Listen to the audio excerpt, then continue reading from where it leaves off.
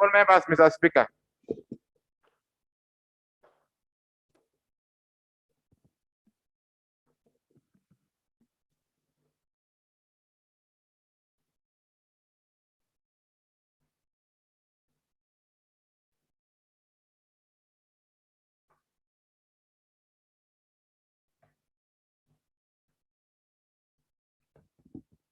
Prayer. Almighty God, we need the wisdom and prudential goodness of appendix of the leaders and parliaments for the welfare of certain just government humanity. We beseech you to look upon with the grant your servants whom you've been pleased for the performance of such important trust in this land. Let your blessing descend upon the assembled and grant that they may in your presence treat and consider matters to come at their deliberation is so just and full manner to promote your honor and glory and to advance the good of those whose interests you have committed to your church.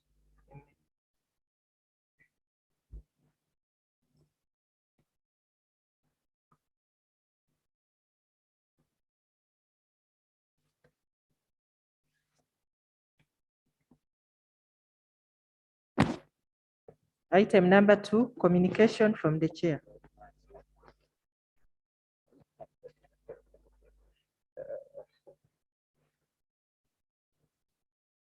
Honorable members, I welcome you to the sitting.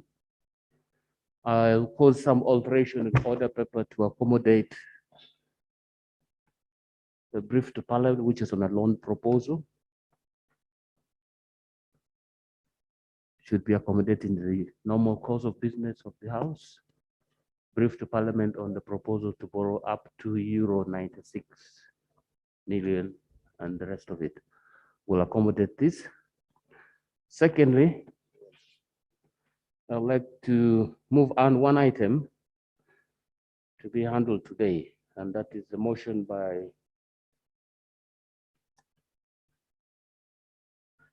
the Honorable Onen. I don't see it on the business to follow. It was on business to follow. Yeah, business to follow item number 8. Activated clerk, so that we can handle that today as well. I am told some of the people involved with this in the house today, so we should do this when they are here. Honorable members, we have a situation that has been created by the Public Finance Management Act, which never used to be there.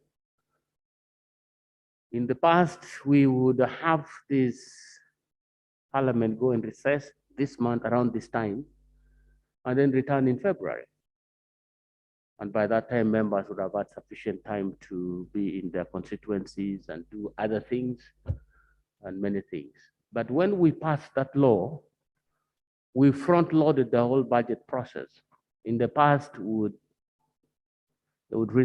president would read the budget before the budget was passed. After the presentation of the budget is when we go into discussions of the budget, and then approval usually by August or September. So we used to have an annual call vote on account, because by the beginning of 1st of July of every year, there will be no new budget. And therefore, the spending entities were allowed to spend part of what they use, we'll call it vote on account, a percentage of the money which was used in the last financial year. They had the authority to spend it, they call it vote on account. But all this now have changed, because we have front-loaded the entire budget process, and by 31st of every May, we must pass the budget and all the laws related to it. And then when the president comes to State of the Nation and eventually the budget a week after, the whole budget actually is finished. So by 1st of July, they're ready to execute the budget. The new budget has passed by Parliament, but that has had implications. It has made January one of our busiest months. So you can't have a break in January. 31st of December, by law, we should receive the budget framework paper. And I'm being informed that we might receive it next week, the budget framework paper. In which case, by the beginning of the year, we should be preparing to begin discussions. The committees must begin discussions on the budget framework paper, which we should finalize and report back to the president. The budget committee reports back to the president on the proposals by 15th of February. So that whole period is now taken, the period we used to use for a break. So we're going to have to be creative to find time, readjust our time to accommodate members' recess, which is longer, for them to have a good break. These discussions we'll have, and you will be notified accordingly. We had intended to send you on recess tomorrow, but part of why we cannot is because we haven't received the budget framework paper. If we do, then we have to call you just for one day for 3 minutes to receive the budget framework paper. It happened once. The shortest sitting in Parliament, I think, took about 3 minutes, because because we called Parliament just to receive the budget framework paper. Once it was laid there, House adjourned, signed that. So 3 minutes, but we don't want that to happen. So we want to receive the budget framework paper next week, and then from next week, then we can go on recess. So I'm giving you this information because there have been some alteration, and we haven't been able to figure out how best to factor in the recess for members and this Parliament. But by next year, when we start next year, all will be set, and we'll know exactly when recess is, for how long. if you notice, from the time this parliament started, we have not had any meaningful recess that you can say, okay, we have gone on recess. We have been here and we are continuing. Short break in December. January, we are back until the end of May, and then we continue like that. So I thought we should know this and then know that the committees are going to be extremely busy in the period they shouldn't have, which is January, handling the budget framework paper. Proposals will come from government, and some of the proposals that will come, Parliament has had recommendations on them, proposed some changes that should have taken place. Some of those changes may not have been implemented, so we'll have opportunity to raise them again. Say, but we agreed last time that this would happen, and it's not happening. Why? That is the purpose we discussed the budget framework paper. So thank you, and let's proceed with the order paper. On what matter do you raise? Hello? Procedure?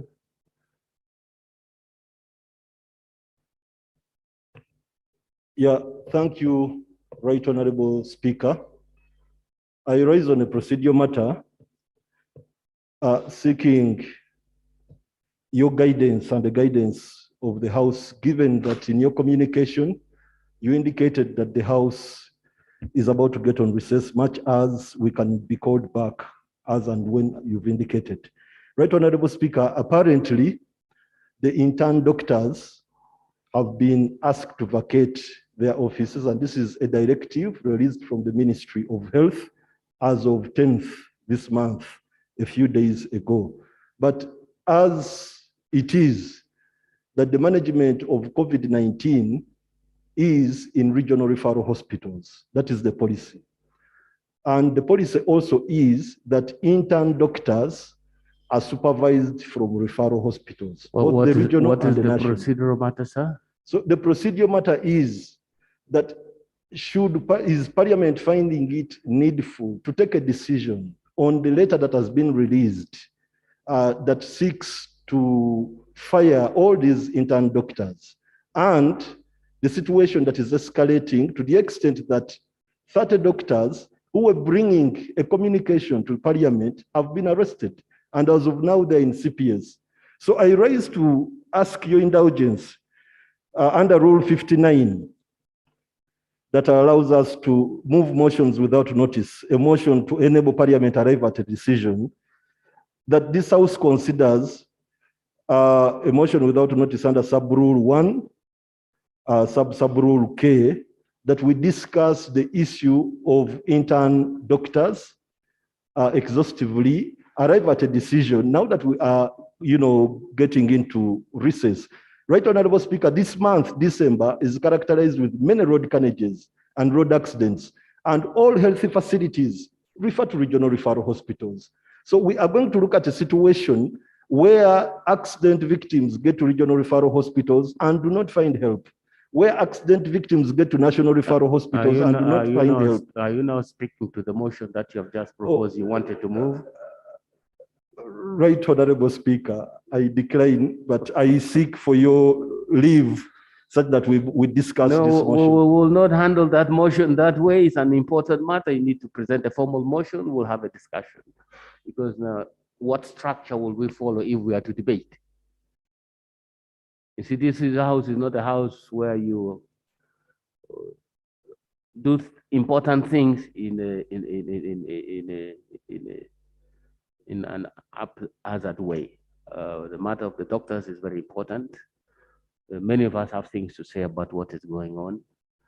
And many of us have asked the question why it is actually necessary that this thing should be taking place. When we sit here, we propose budgets, we pass them, all these things should have been taken care of. Why should we get ourselves in situations where we have this situation? Why? So it's not a matter that you can say, motion without notice, let us discuss it. What are we going to do? Where is the paper you're proposing? So please, I take that as notice. Please prepare a motion. If the motion can solve the problem, we'll have a debate tomorrow. Thank you very much. Yes. Yeah, On my thank you, com- Right Honorable Speaker. Allow me rush and prepare the motion and come with it. I've already allowed you. Thank you. Thank you, Right Honorable Speaker. Some time back, Right Honorable Speaker, you made an important communication in this House, wherein you communicated that we are going to spare some good time before we go into the deliberations, the very important deliberations to do with budget and what have you, for this House to know the Uganda we want, the direction we need to take as Ugandans. Right, Honorable Speaker, since then I think time is becoming tight, and this was a very good direction which you had opted to take this House first. Up this time, your Right Honorable Speaker, through your communication as we are going through the budget issues, I haven't had that important issue, and this would have been handled before we go into the deliberations to do with budget.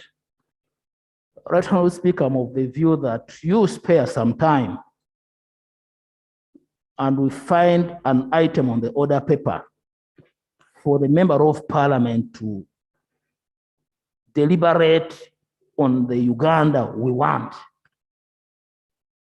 I beg to pray in that direction, Right Honorable Speaker. Well, thank you very much. That's a matter very close to my heart. We have been grappling with the idea of fixing, because we need about 2 weeks or maybe even 3 for all the members to have an opportunity to speak on this matter, because it's critically important that we as Parliament should know where we are going. Somebody sang that if you don't know where you are going, any road can take you there. We don't want to be in that category. That's why we wanted to have this debate, which can feed into many other things, just the expression of the views of the representatives of the people as they look at the whole picture 5 years, or now less than 5 years. What do we want Uganda to be by the time we finish with this parliament? That is a debate we are going to have. We're just trying to find a time when it can be accommodated, because it's debate without decision, but it'll be an important debate. We'll extract the discussions, key points, and submit to all relevant agencies, including the president, so that they can look at what our expectations are, what our desires are, and what we think should change in the way we do business for the people of this country. That will take place. We have only had a difficulty with how to fix it. Probably if the committees start work, we can see, but see if the committees are already doing work, we can have the debate for 2-3 hours in the afternoon every single day while the committees are doing work in the morning. Then that can be accommodated in January, because normally at that time we don't have any other business except discussion on the budget, mainly the budget framework paper. It is important, we'll have it. Thank you.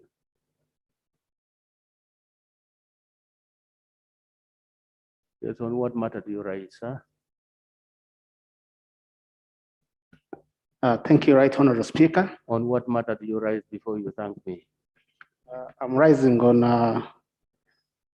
Rule 59, subsection K, on motion, which in the opinion of the Speaker is a matter of emergency. Right Honorable Speaker, thank you so much. My name is Roland Ndiomjenyi. I represent the people of Ruchiga. Right Honorable Speaker, there is a matter that I would like to bring to the attention of this House regarding Uganda Land Commission. No, please. That matter, which in the opinion of the Speaker is urgent, links to Rule 49. Is it 49? Which are among matters of really urgent public importance. So it is not within those parameters. If you want to have a discussion of that nature, use other rules. They are there, they're available to accommodate any situation of what you do in this house. The rules facilitate you on how to do it. But that one will not work for now. No, it will not. Okay, can we go on the order paper, please?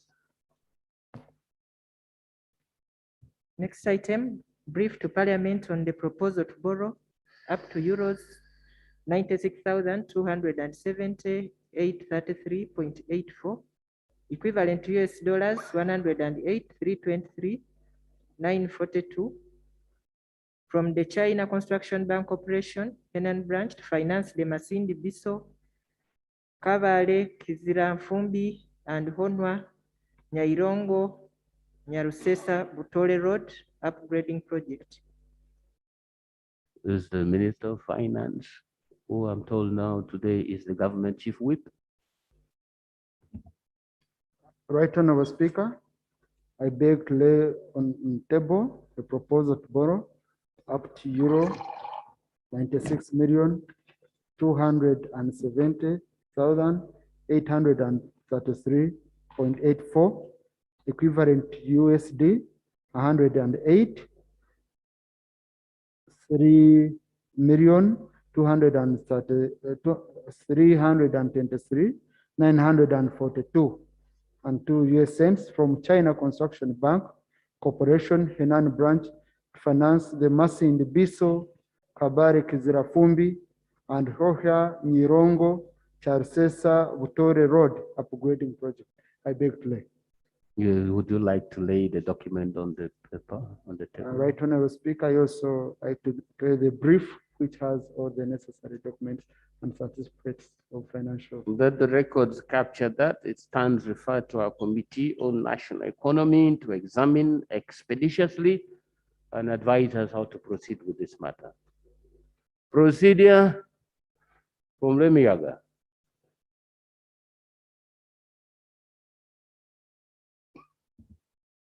Thank you very much, Right Honorable Speaker. And honorable members, I've observed, Mr. Speaker, that this is a very important matter to commit government to borrow such huge amounts of money. And I understand this order paper was circulated where we have 5 ministers in the Doctor of Finance, without saying that the government chief whip cannot do the task he has performed. But if we proceed in this manner, why do we have cabinet that is fully represented of all portfolios? They will continue doing the same. And today is not a cabinet day. You have the full minister and 4 state ministers, and they can't be here. In a way, Right Honorable Speaker, I'm worried if we were to proceed in this manner, where we have the front bench that is abandoned, and through your chair, you vetted over 83 ministers, and they know there is business in the house. And this parliament can help process all that they have to do in the country. So, Right Honorable Speaker, are we proceeding right to sit as if there is no ministers in charge of their own portfolios? Is this the way to proceed? And as you may see, the government chief will again rise and rise and rise and rise incessantly to defend and sit in on behalf of his colleagues. And this is very worrisome, Mr. Speaker. Are we proceeding right to proceed on matters of finance and borrowing huge amounts when the responsible and line ministers have chosen to skip this? Are they worried that there is something behind the proposal? What is happening, Right Honorable Speaker? No, if there's something not right behind the proposal, our committee would be able to sort that out. But are we proceeding properly as Parliament? Yes, we are. We're proceeding very well. The mere fact that some people choose to behave the way they do, pure bad manners, does not make us as Parliament take responsibility for their bad conduct. We have complained about this matter, not once, not twice, very many times, that ministers must respect the proceedings of this House and be present to deal with questions and to present their own papers, just like this one, which has been now presented by the government chief whip. I need an explanation from you. Where are all these 5 ministers of finance?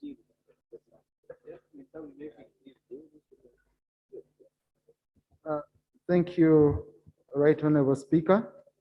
First of all, to clarify for the Ministers of Finance, as it was mentioned yesterday, Minister of Finance and their top management, they are meeting the President to discuss the budget framework paper, which they must present cabinet on Monday, and so that on Tuesday, we meet our constitutional obligation of presenting it here. That's why all ministers of finance are not here, Right Honorable Speaker. Otherwise, they would have been. For the other ministers, Right Honorable Speaker, I'm going to raise it with the Prime Minister. This needs to stop. I thank you. Thank you very much. Please next time start with that so that members don't become anxious about why you are the one when you are not the Minister of Finance. Thank you. Next item. Motion for resolution of Parliament to upload the development assistance and cooperation of Japanese International Cooperation Agency and other development agencies in Uganda, specifically support to the recovery of Northern Uganda region. Thank you. The Honorable Onen from Gulu City. Proceed, sir. Thank you. I'm Reverend Father Charles Sonen, and I rise under Rule 47 of our rules of procedure, moving a motion for resolution of Parliament to applaud the development assistance and cooperation of Japanese International Cooperation Agency and other development agencies in Uganda, specifically for the recovery of Northern Uganda region. Right Honorable Speaker, the 1995 Constitution of our country, Uganda, under the National Objectives and Directive Principle of State Policy, Article 28, states that foreign policy objectives mandates the state to promote national interest and promote regional and Pan-African cultural, economic, and political cooperation and integration. And whereas the same national objective and directive principle under the social economic objective mandates the state to endeavor to fulfill the fundamental rights of all Ugandans to social justice and economic development, and shall in a particular way ensure that all developmental efforts are directed at ensuring the maximum social and cultural well-being of the people, and all Ugandans enjoy rights and opportunities and access to education, health services, clean water, clean and safe water, work, decent shelter, adequate clothing, food security, and pension and retirement benefits. Cognition of the fact that JICA's cooperation to Uganda is primarily focused on improving the environment to attain economic growth and raising incomes in rural areas, improving the living environment in the areas of health services and water supply, and providing support in the northern region, which fits well with the National Development Agenda and Sustainable Development Goals. And further cognition of the fact that JICA and other agencies support to the people of Northern Uganda during the conflict and post-conflict recovery as focused on the major sectors of health, education, agriculture, and infrastructure. Noting that JICA is involved in financing major infrastructure projects in the country that include building of bridges, a case in point, the new bridge on the Nile, upgrading the Atiak-Nimule Road,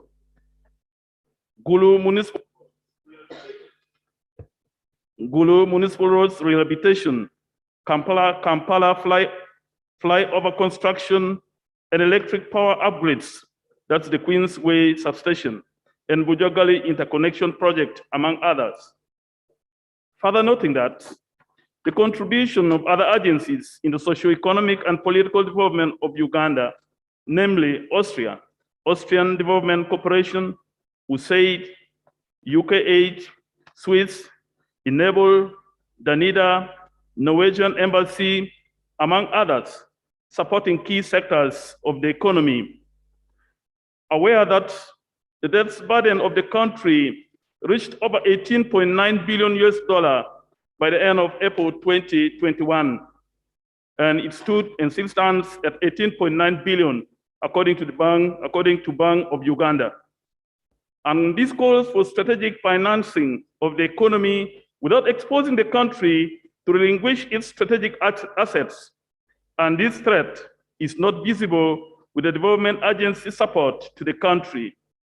Now, therefore, be it resolved that Parliament of Uganda formally recognizes and applauds the contribution of Japan International Cooperation Agency for the development support to the people of Northern Uganda under strategic focus on Uganda support to Northern Uganda. Parliament recognizes the contribution of all international development agencies working and supporting the socio-economic and political development of Uganda. And governments should strengthen and consolidate this cooperation to meet national objectives in line with directives and principles stated in the Constitution. And finally, Parliament emphasizes and encourages development agencies to focus development efforts to Northern Uganda in order to reduce the poverty rate, which has been leveled at 68%, as per Uganda Bureau of Statistics Report 2021, and it is the highest in the country. That Parliament of Uganda to evaluate and assess major loan agreements and ascertain the risk on socio-economic progress of the country to avoid the risk of giving up national assets of this country. I beg to submit. I beg to move, rather. Thank you. Thank you. Is the motion seconded? Seconded by Kazo, Honorable Dan Kimoso, the Honorable Sibambi, the Honorable Dr. The man stood for president so many times. How can I forget his name? The Honorable Dr. Abed Bwanika, member for Utu, Lebtong.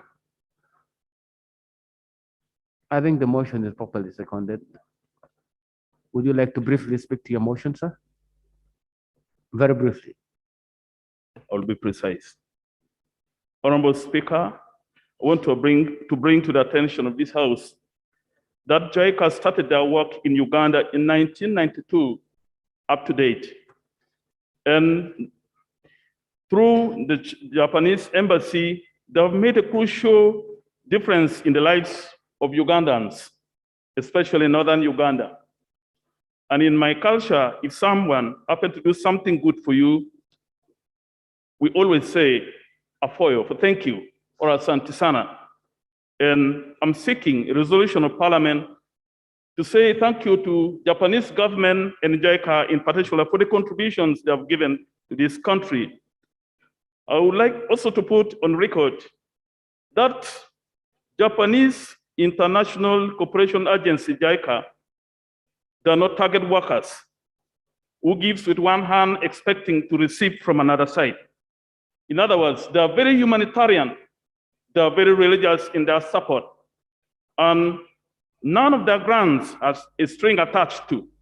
And that's why I'm calling this Parliament to recognize and applaud their contributions. And the integrity of their work, they have never compromised the quality of their work. They have done a number of projects in this country, a case in point, improving the national road in refugees hosting areas of West Nile sub-region, and they have sunk $36.8 million in West Nile road construction. They have also supported the improvement of Gulu Municipality Council roads in northern Uganda, and they spend about $20.27 million.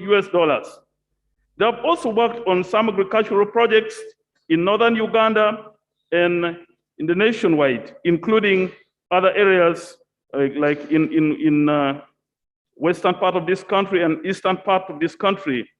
There are other projects which are ongoing. For example, they are working to strengthen, to put a project for strengthening resilience in refugees hosting and refugees affected districts of West Nile.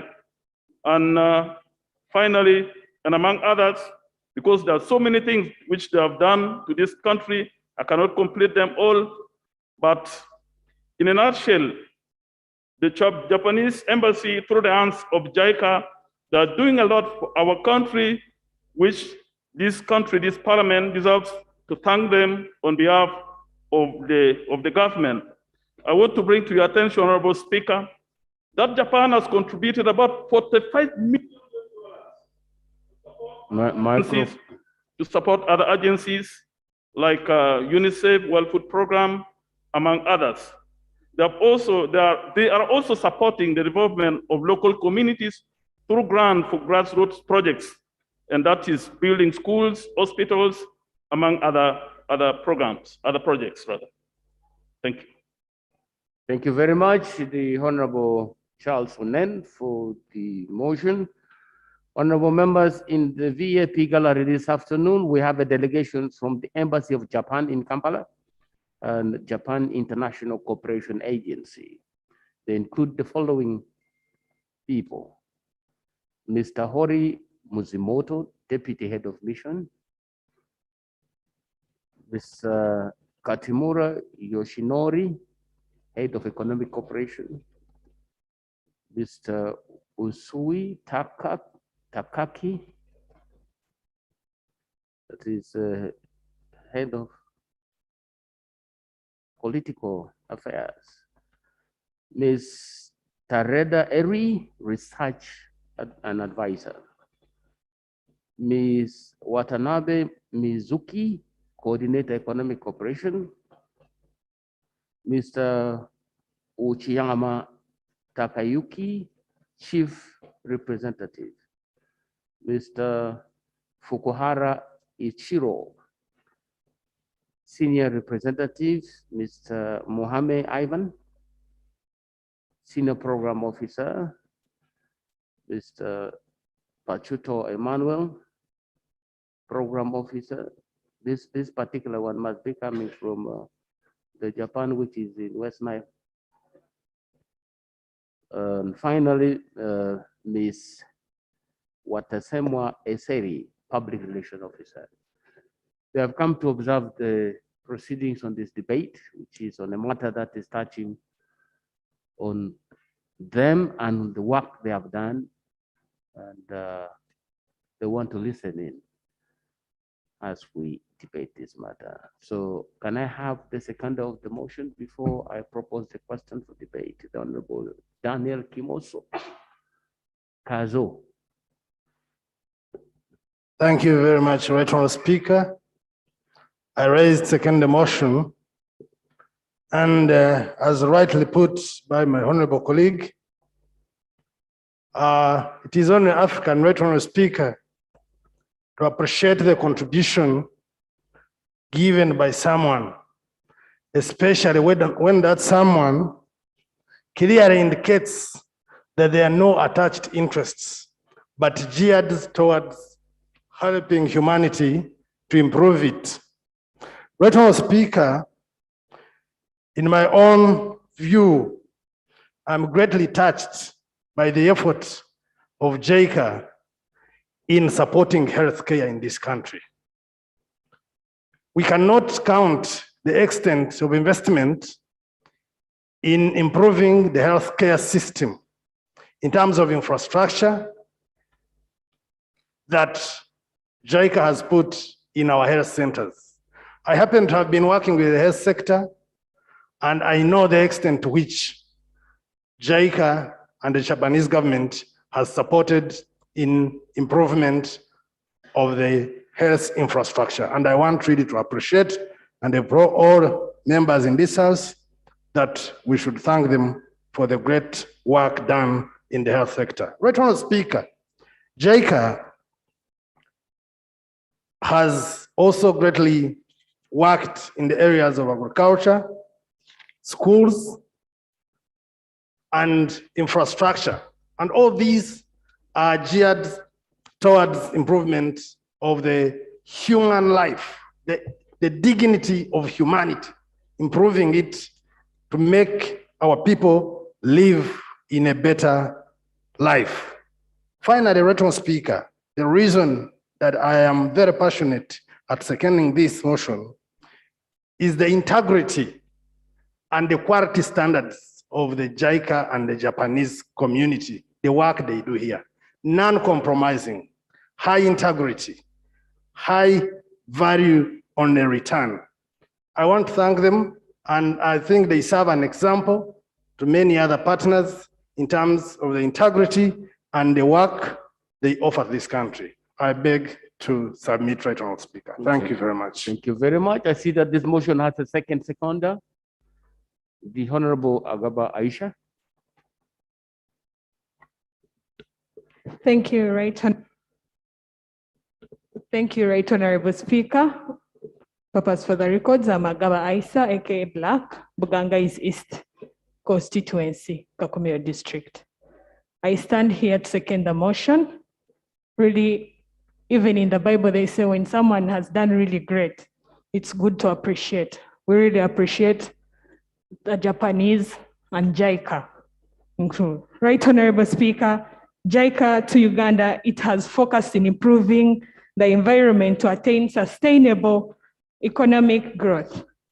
Not only that, increasing and raising the incomes of the rural areas, people living in the rural areas, through increasing the environment, services in the environment, looking at the health services, not only health services, but even water supply. Like they say, water is life. They did not leave us to die, but they have supported us through getting better services like water. Not only, like my honorable colleague said, that they were focusing in northern area, but they even focused in other areas here in Uganda. When we look at the Bujagari project, interconnectional project, when you look at the new bridge across the River Nile in Jinja, as you come ahead, you look at the Queensway substation. They have all done great work to the development of this country. I stand here to second the motion and to appreciate the Japanese JICA. Thank you for the work done, and may God bless you. I beg to move. Thank you very much. Honorable members, the question that I now propose for your debate is for resolution of Parliament to applaud development assistance and cooperation of the Japanese International Cooperation Agency and the Development Agency in Uganda, specifically support for the recovery of Northern Uganda. That is the motion for your debate, and debate starts now.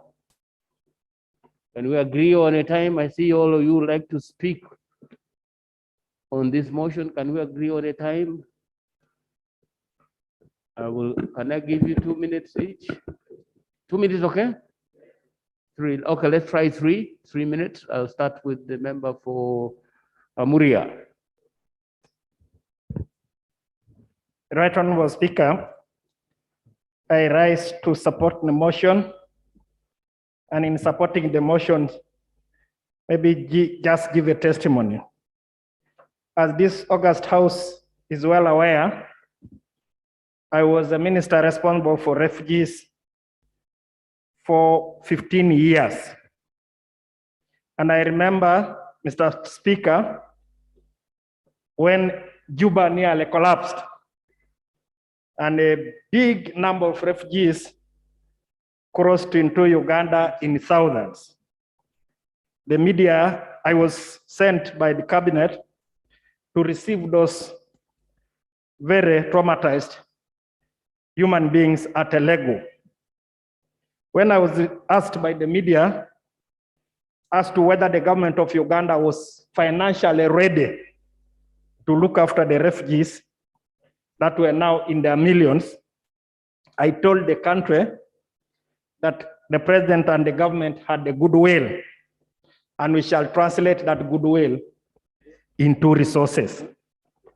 And indeed, when on coming here, the Japanese and other partners were able to cushion the government of Uganda. And indeed, that's why we're able to take care of the over 1 million refugees that are in Uganda. So I rise here to confirm that the road network that is available in the refugee hosting areas, the expansion of classrooms, the expansion of the health services, and indeed the feeding of those refugees that comes through the World Food Program is thanks to the support and the generous support of the people of Japan through JICA, and indeed at a larger level through their embassy here. So now I have moved to the road sector, Mr. Speaker. I will at some point with my senior colleague be laying to this parliament just to bring them to speed with what is available. The number of partners who have been kind to support us in these very critical connectivity interventions in the country. And Japan again, and indeed JICA is the one of the leading organizations in this very, very noble endeavor. So I rise to speak and to support the motion, and also to thank the Japanese and the taxpayers of Japan for accepting to work with the people of Uganda, and commit that we shall transparently utilize their resources for the good of the people of Uganda. Thank you very much. Is that Rohama? Honorable.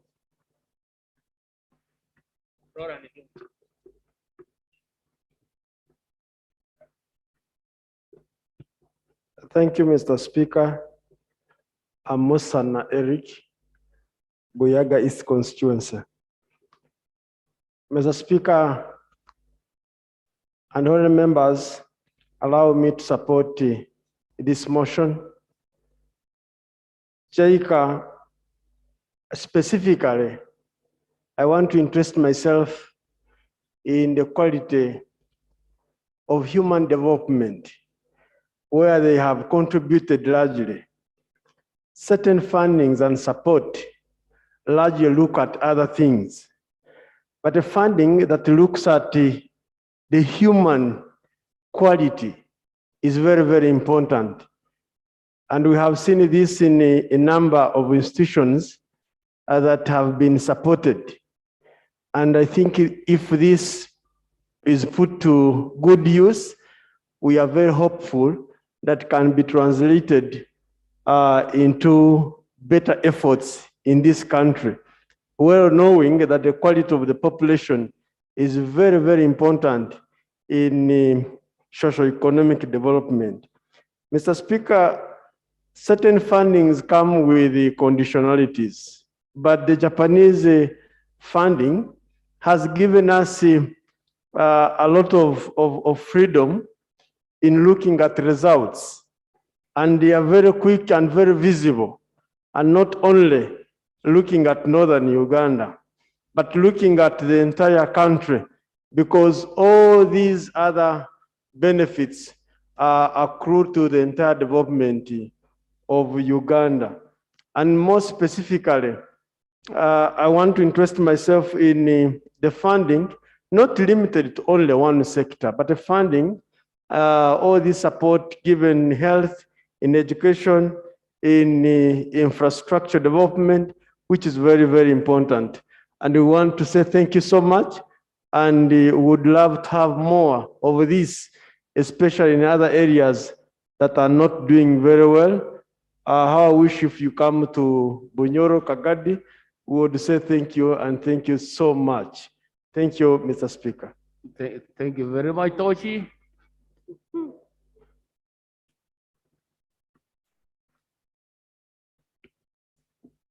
Thank you very much, Right Honorable Speaker.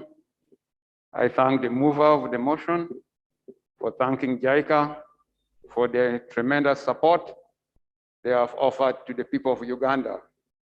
Right Honorable Speaker, JICA or Japanese support to Uganda, if you compare with other donors, it is only JICA that stood with us during emergency, recovery, and to development.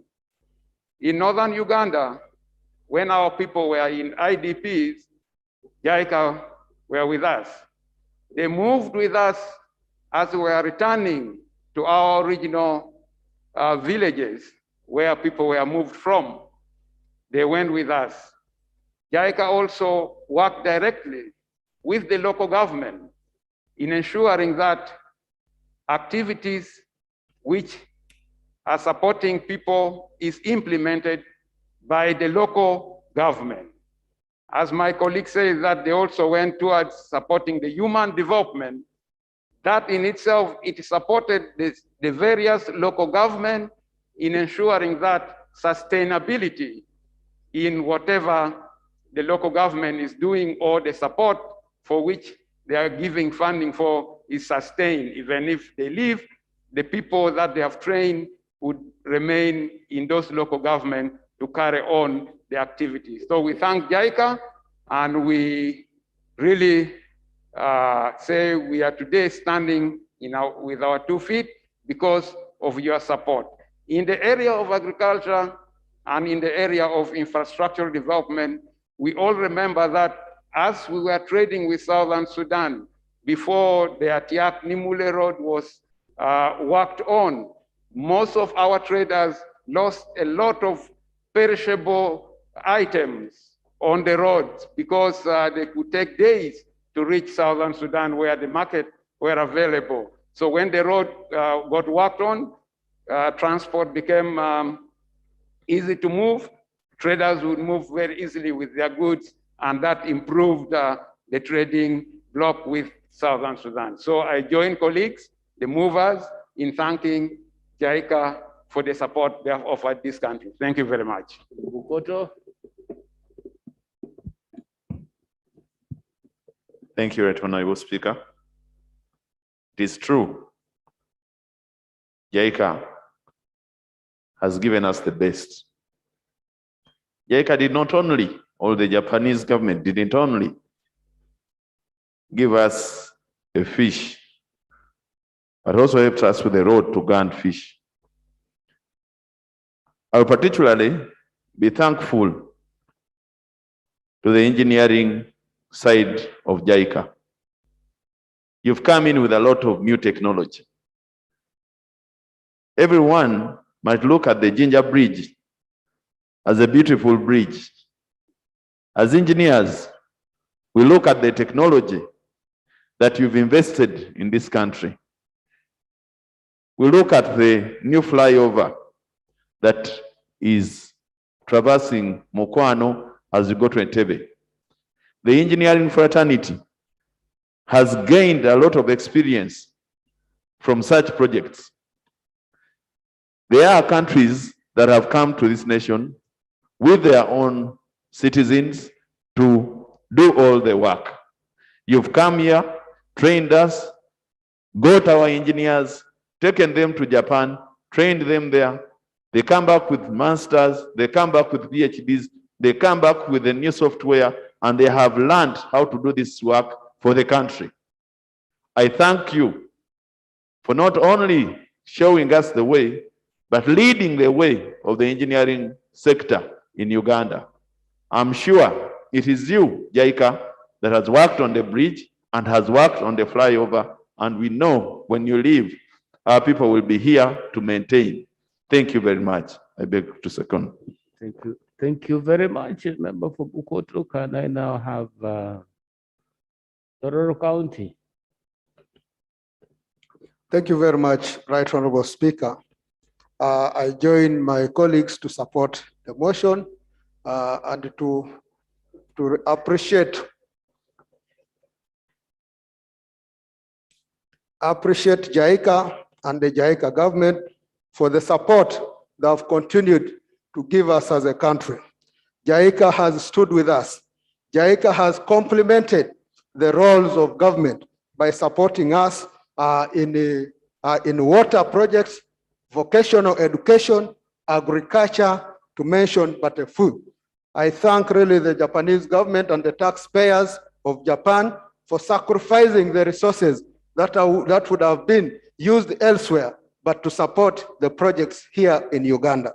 I only want to add my voice to Musana that for us in Tororo, we appreciate these services, but how I wish you could extend them nearer there such that we can continue to enjoy the privilege that the rest of the country is enjoying with a good relationship that the Japanese government through JICA is offering to this country.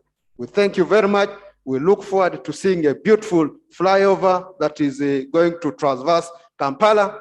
Come with more grants for us because the debt burden is choking. Bring more grants and our partnership should continue to flourish. I thank you very much. Iki, you've given up? Iki.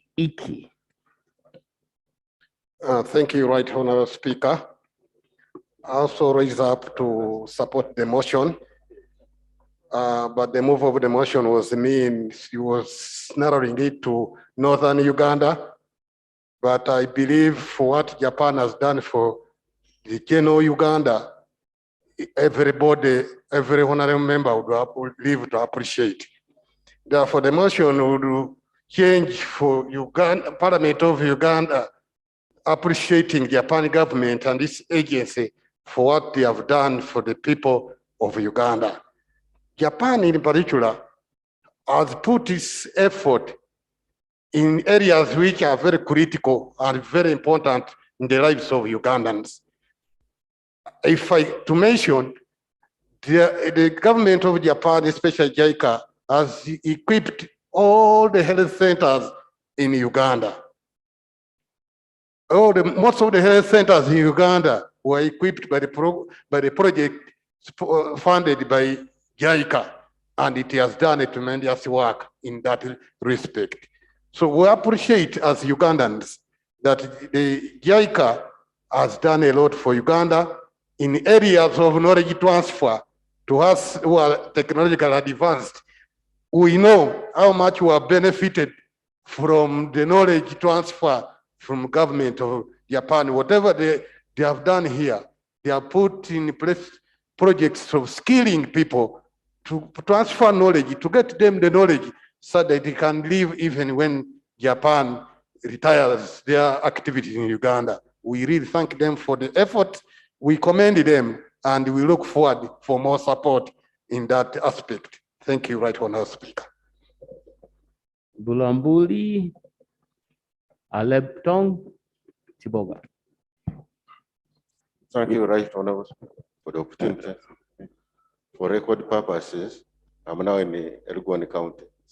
Elgon. So Bulambuli is the Isaac. Yes. Isaac. Okay, then can you speak now that you've been? Okay, thank you, Honorable Speaker.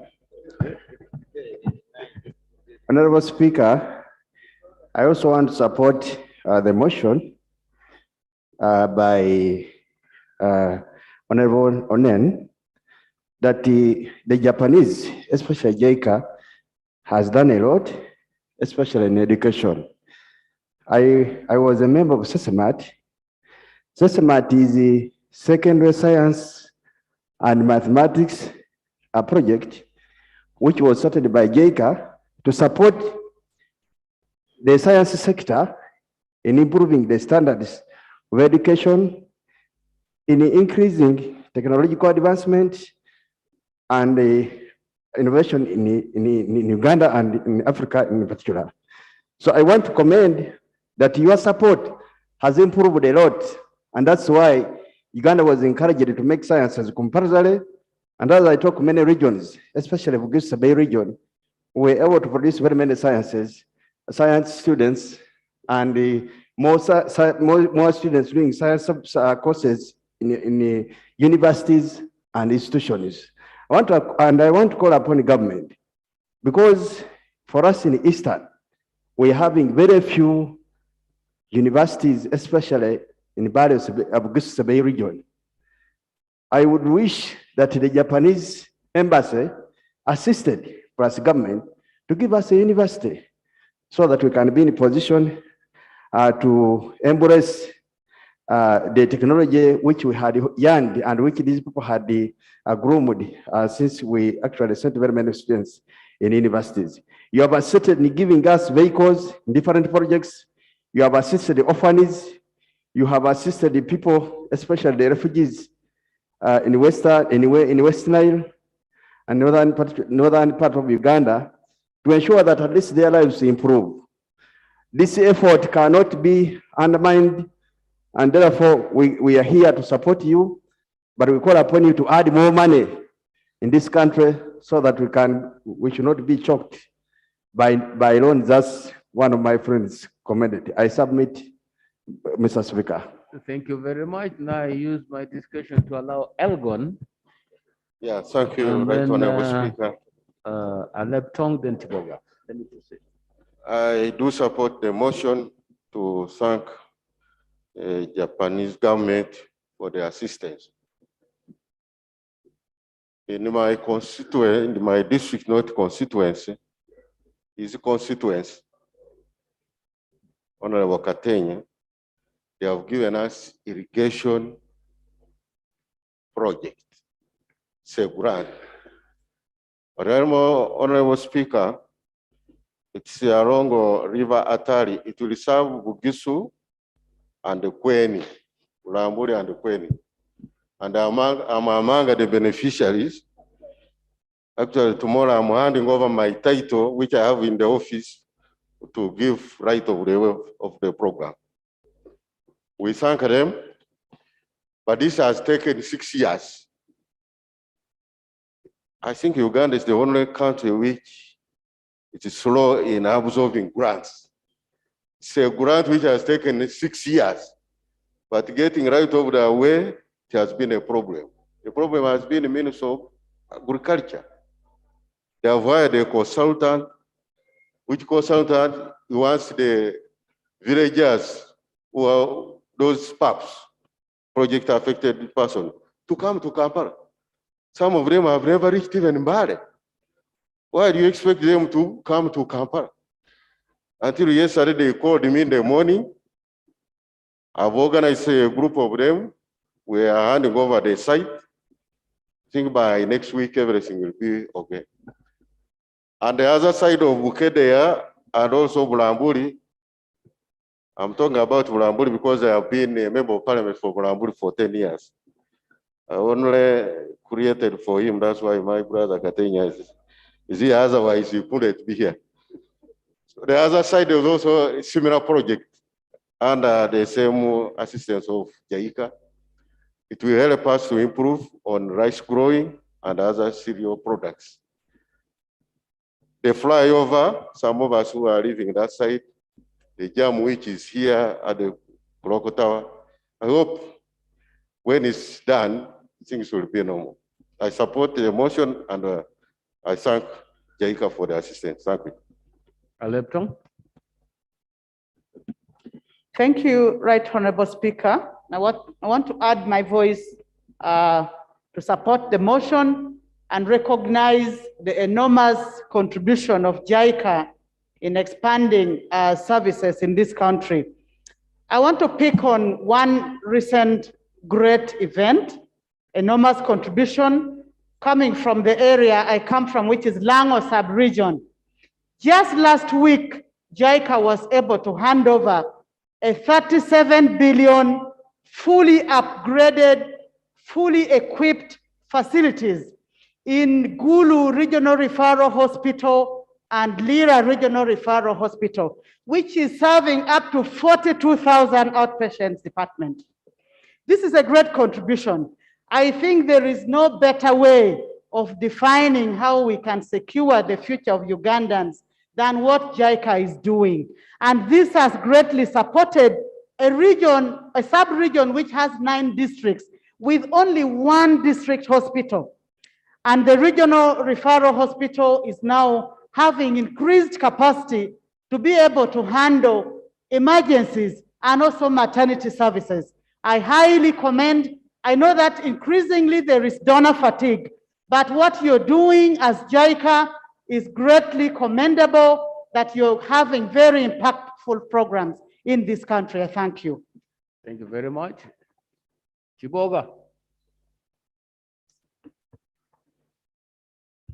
Thank you very much, Right Honorable Speaker.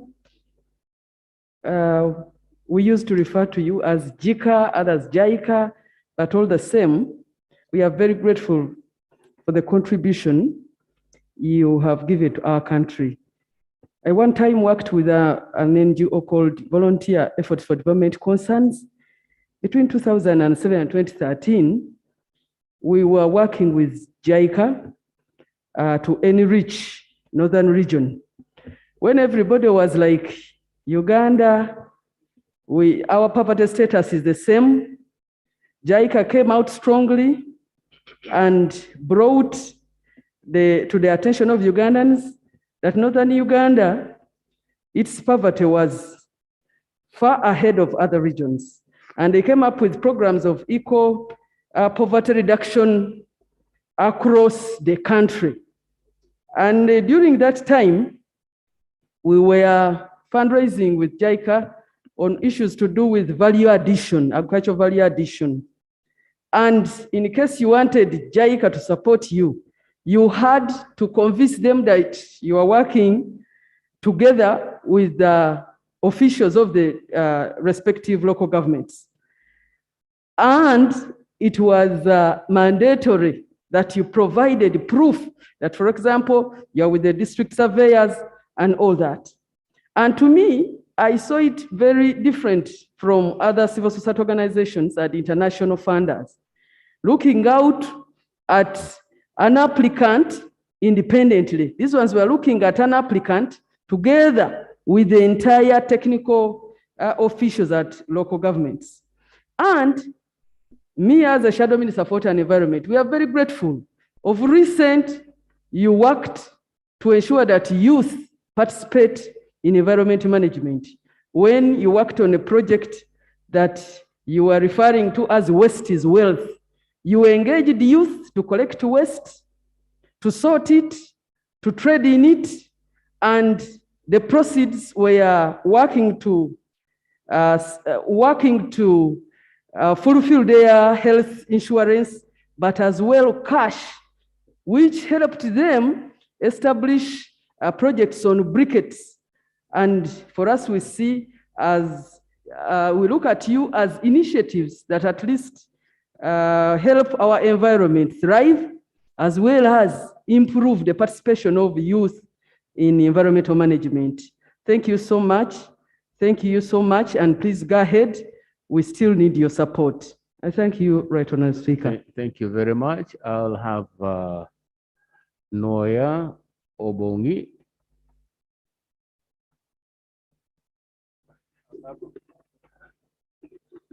I'll have Noya Obongi, Koboko, and Honorable Buanika. Thank you very much, Right Honorable Speaker, for giving me this opportunity. For the record, I'm Tony Awany, Member of Parliament for Nuaya County. Right Honorable Speaker, I rise to support the motion that has been moved by the Honorable Onen Charles. And I would also want to state and give a testimony to the great feat of architectural works that the Japanese government through JICA has done.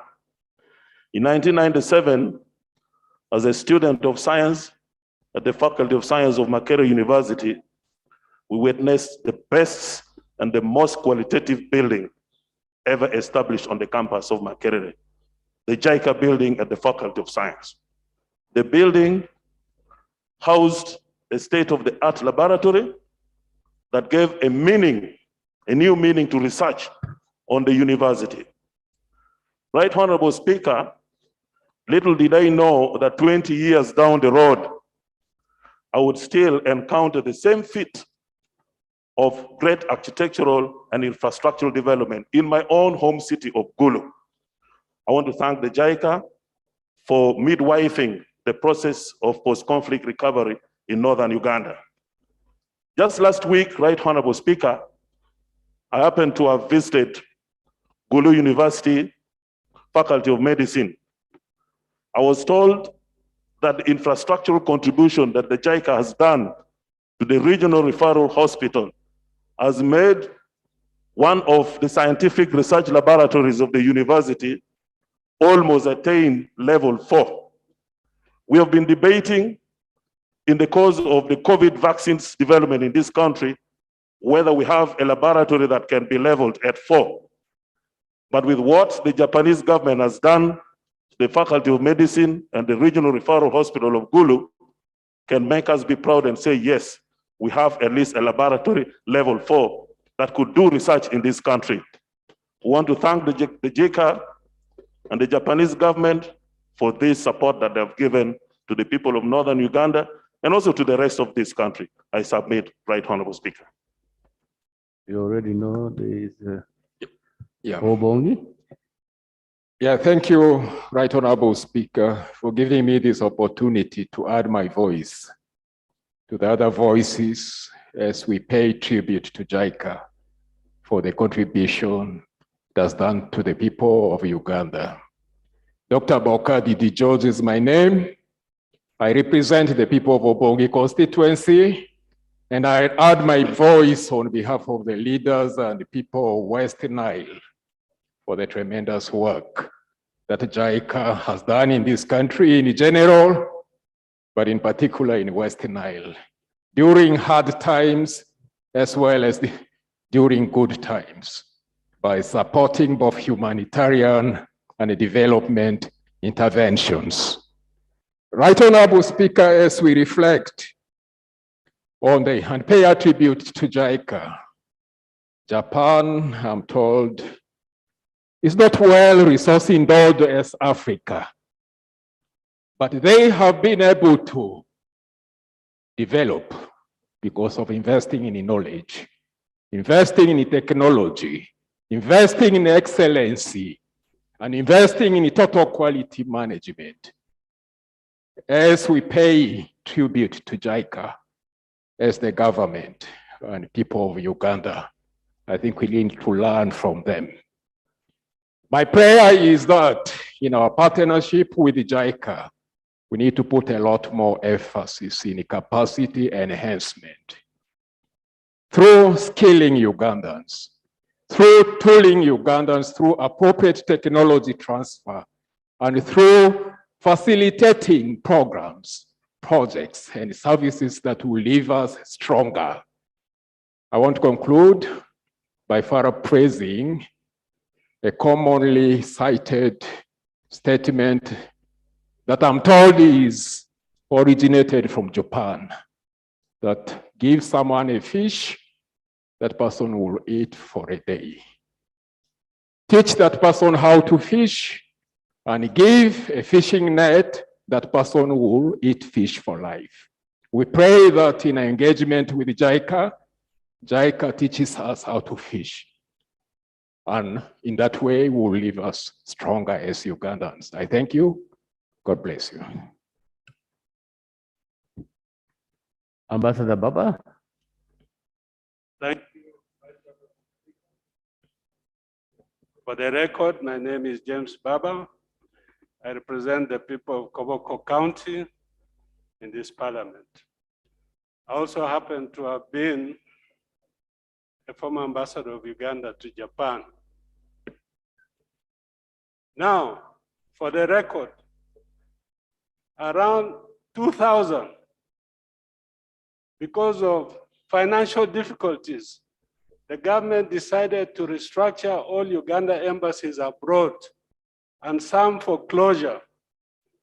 One of the stations to be closed was going to be Tokyo in Japan, until somebody went to His Excellency the President and said, even if Tokyo is very expensive, one of the most expensive cities in the world, it would be a mistake to close the mission in Japan. Luckily, the President listened and Tokyo was saved from closure. Other missions were closed. So we are celebrating JICA today because of that important decision. All these developments that have come after that was a result of reviving the mission in Tokyo. And I was privileged to serve there. Now, JICA is the development arm of the Japanese government. Like you said, you have DFID, you have so many others from other countries, but none of them compares with JICA with the quality of support and guidance they have given to our country for all those years. They fall in three categories. One, they focus on the element of human security with the multiplier effect. That's why they're in the health sector. Colleagues have talked about their support to hospitals. You go to Gulu, you go to Arua, you go to Lira, you find JICA's intervention of quality service there. You go to new hospitals like in Mubende, Michana, JICA has built world-class hospitals in those areas, which nobody talks about. In education, my colleague talked about Sesament. They brought in here teachers to teach our science and mathematics teachers because those are the foundation of the technical area. So in terms of supporting quality areas, nobody supports JICA. Secondly, there is emphasis on skilling and capacity building. Nakao Vocational Training Institute is one such example. Before that, they used to send students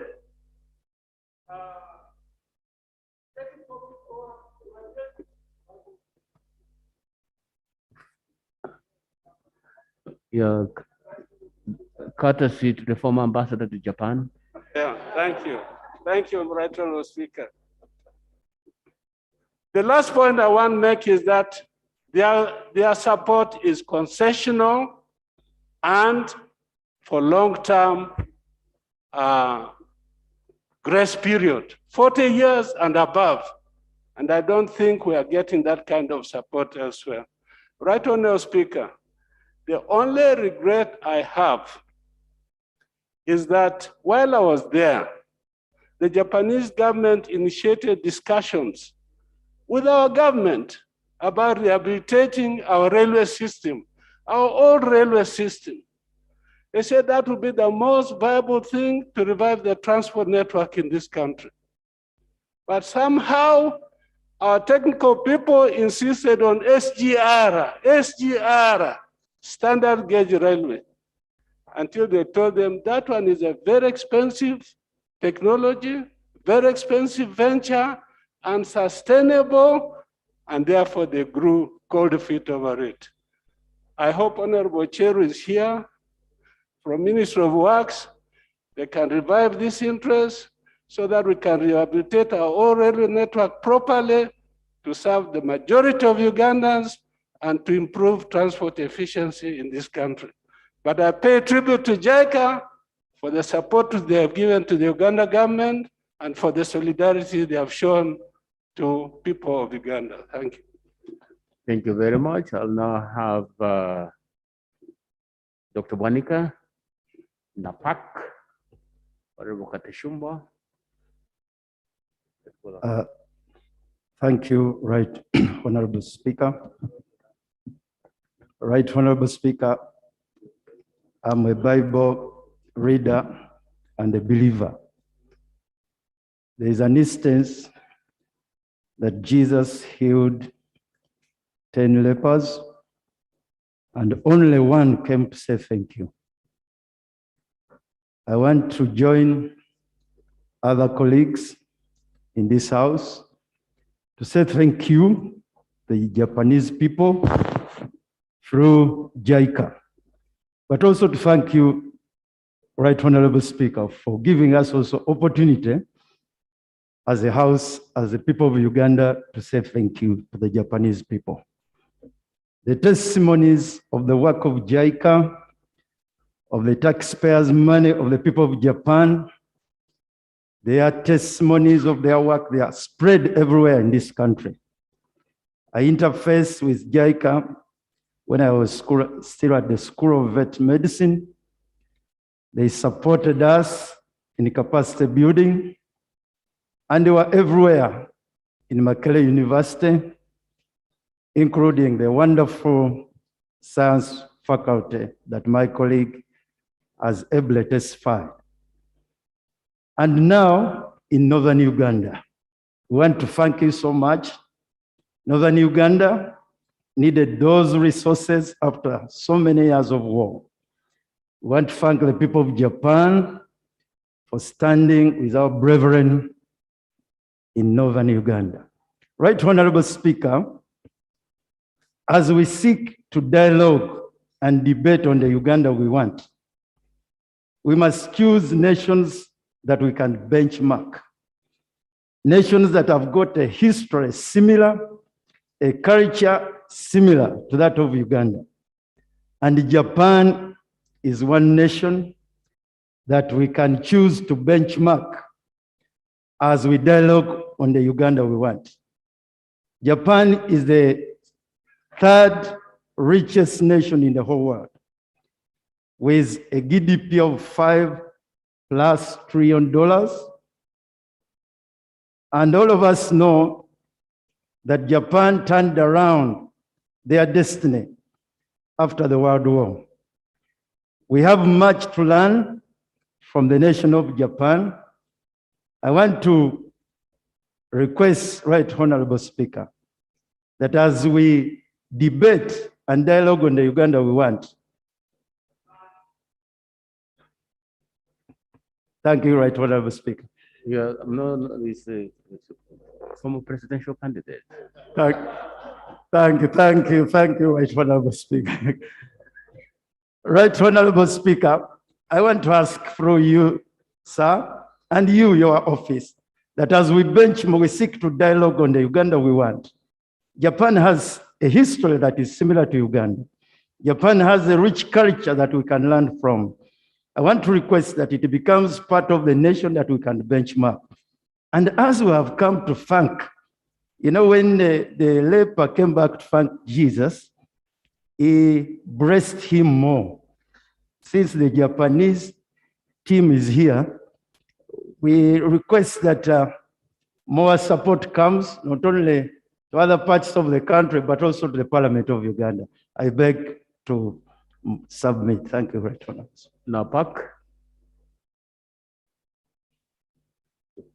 Right Honourable Speaker, I want to join my colleagues to applaud the Japan people for the diligent service, for the contribution they have made to the development of our country. Most important thing I applaud is the level of excellence in which they do their work. I have visited the roads in Gulu City. There is nowhere else I can take people to learn that good roads, high quality roads can be made than in Gulu City. We've seen a number of the infrastructure projects which have been done. It is a good job. Right Honourable Speaker, in an environment like ours, and a time like this where shoddy work is a normal, so getting a place where getting work of excellence is such a good thing that we cannot just wash away. We should applaud, we should appreciate, and so I appreciate the quality of the work. Right Honourable Speaker, the colleagues have testified that the work of the Japanese government has not only benefited Northern Uganda, it has benefited Bunyoro. We've seen here the Ginger Bridge. Many parts of Uganda has a wall. Rule 61 allows us to amend a motion.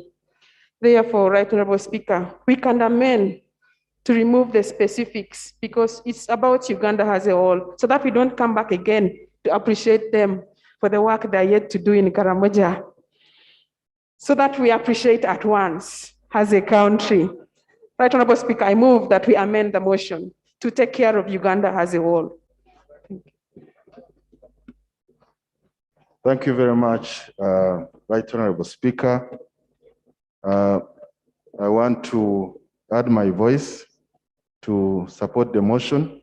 In my previous role as the chairman of the World Customs Organization, I worked closely with the Japanese through the Secretary General of the WCO, but also here I recognize the support JICA gave, especially when it comes to the infrastructure projects at the borders, the marine unit, the capacity building that Japan has given.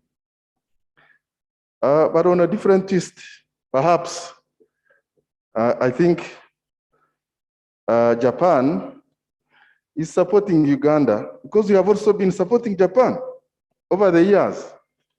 Our exports, our imports to Japan are over $350 million. Over the years, I think we have been contributing to the prosperity through the trade opportunities to the people of Japan. And therefore, I consider this support as part of, if I may say, reciprocity. Because if you look at our exports to Japan, according to the UN Comtrade in 2020, we are still exporting at around $5.2 million. And perhaps this is a challenge to government to build on this goodwill that we have with the Japanese government, to negotiate more trade with the people of Japan so that we can see our exports increasing.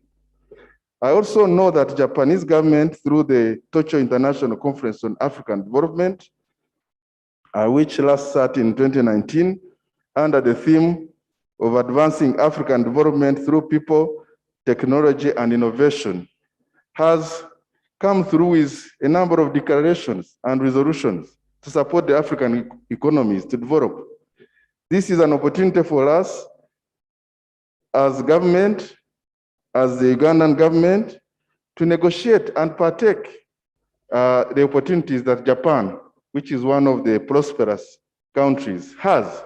We would like to see more tourists coming. We would like to see the exports increasing so that we have more income and more revenue so that we can build the infrastructure.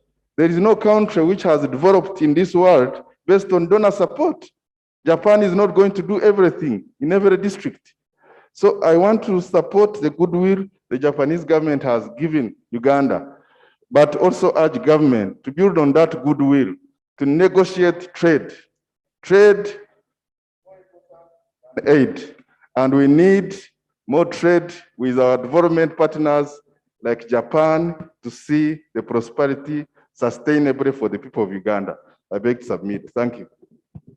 Thank you very much. We are beginning to draw to a close in the process. I'll have a patch, Tungamo, Bueju, and the two honorable members from this side, and then we proceed that way. I'll come back here. Abach. Thank you very much, Right Honorable Speaker. I also stand to support this motion to thank JICA. Right Honorable Speaker, Japan government through JICA has supported Uganda enormously in terms of development. JICA has supported Uganda in the areas of education, healthcare, refugees, capacity building, and so forth. This is all in the name of helping the people of Uganda. Key to their performance is the clean track record of JICA. And this is very pertinent. We thank JICA for their integrity. To the people of Japan, we as leaders in this country, we are happy and grateful for your support. To the government of Uganda, I'm saying we should never lose this very good partnership with JICA, touching the lives of our people.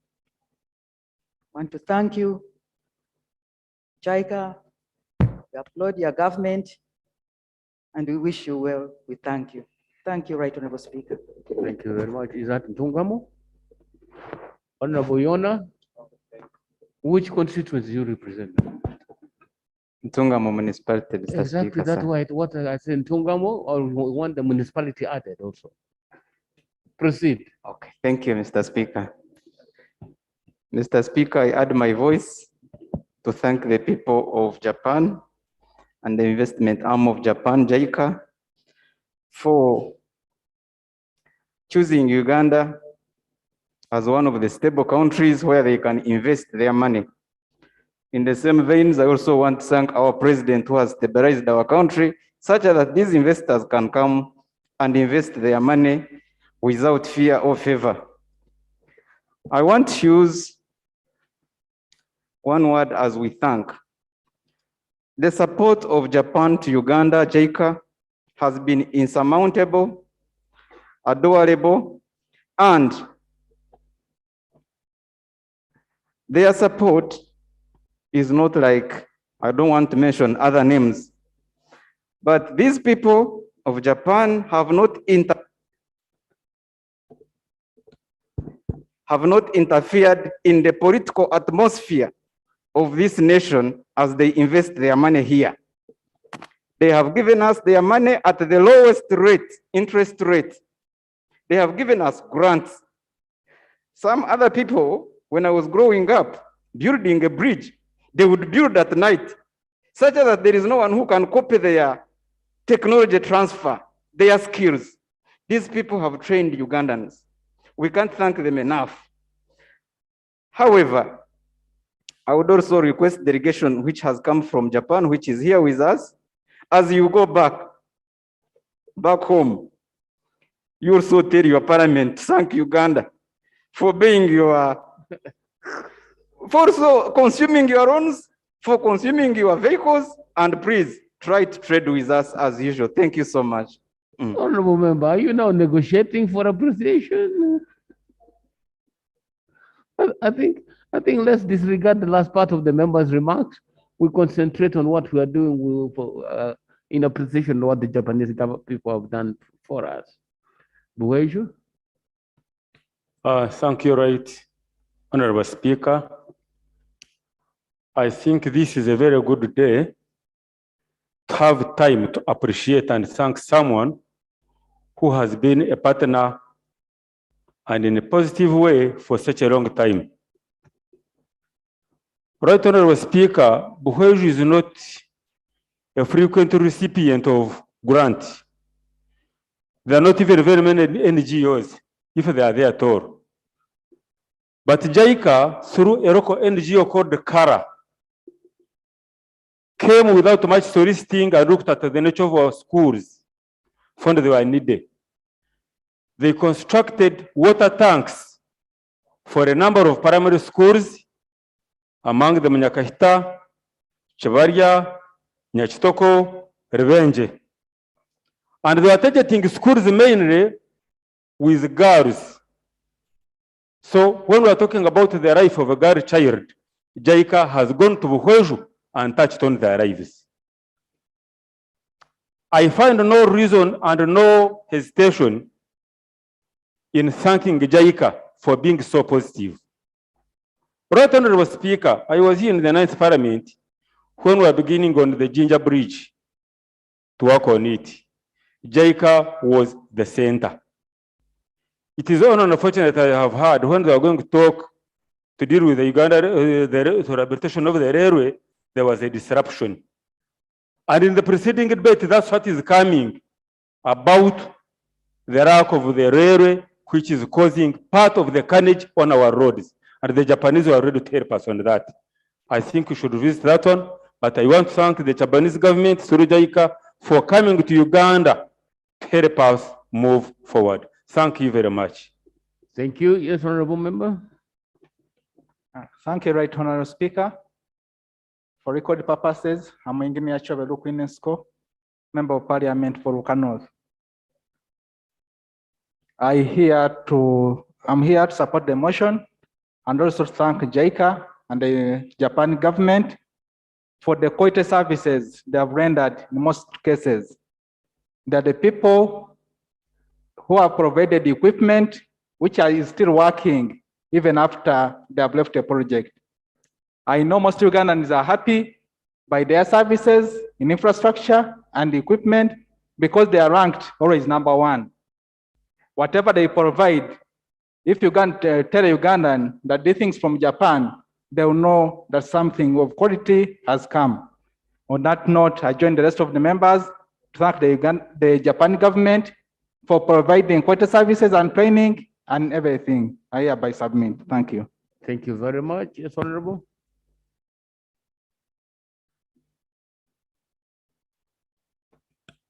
Thank you very much, Honorable Speaker. For record purposes, I'm Kayondo Fred, Mukono South constituency.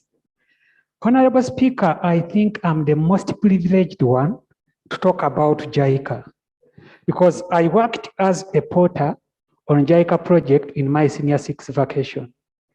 And after that, I proceeded to Makerere University, where I spent 4 years in a JICA project, in a JICA building, when I was doing my degree in natural sciences.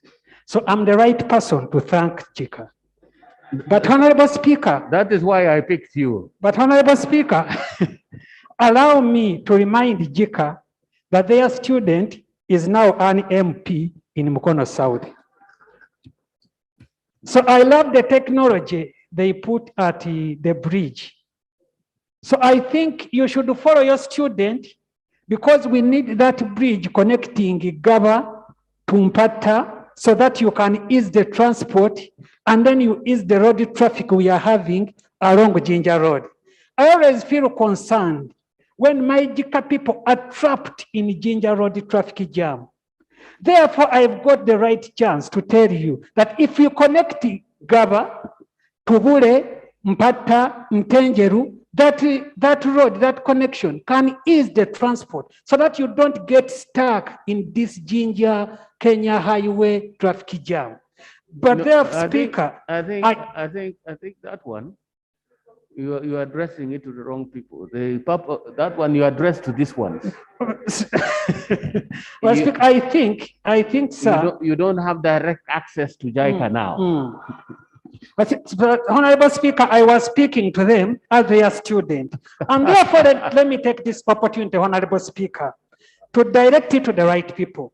Honorable Speaker, since it is a festive season, I always pity my people on Jinja Road Highway. There is a lot of traffic jam, Honorable Speaker.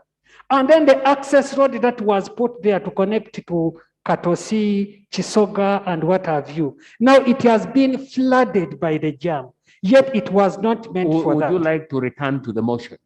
Therefore, Honorable Speaker, in the presence of JICA and the right people, allow me to request the JICA to follow up their student, whom they trained, who is now in parliament, to see how he's faring in the constituency he's got. So I congratulate them and allow me say, they taught me one word in Japan, arigato gomaizu, meaning thank you very much in Japan. I beg to move, Honorable Speaker.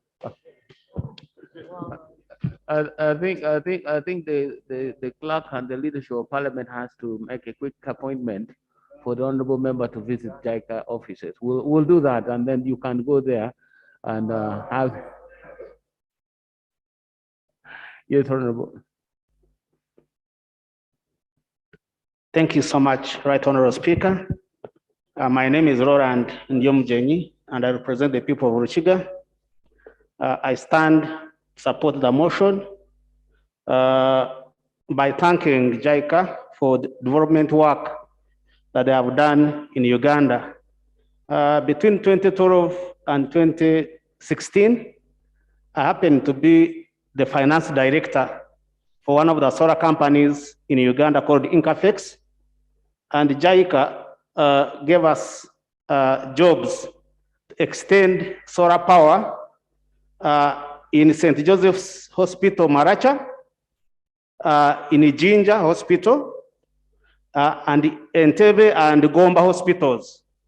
That project which we undertook for solar power in those hospitals helped a lot because people, at that time there was a lot of load shedding, but we were managed through JICA we managed to reduce the problem tremendously, and people started dying from theaters. Right, Honorable Speaker, allow me to add on the voices of the different colleagues who have talked about zero tolerance to corruption in the JICA supported projects. The integrity in their projects is overwhelming, and these things of kickbacks for projects are very minimal if they are there anyway. And therefore, they exude a lot of integrity in the way they implement their projects.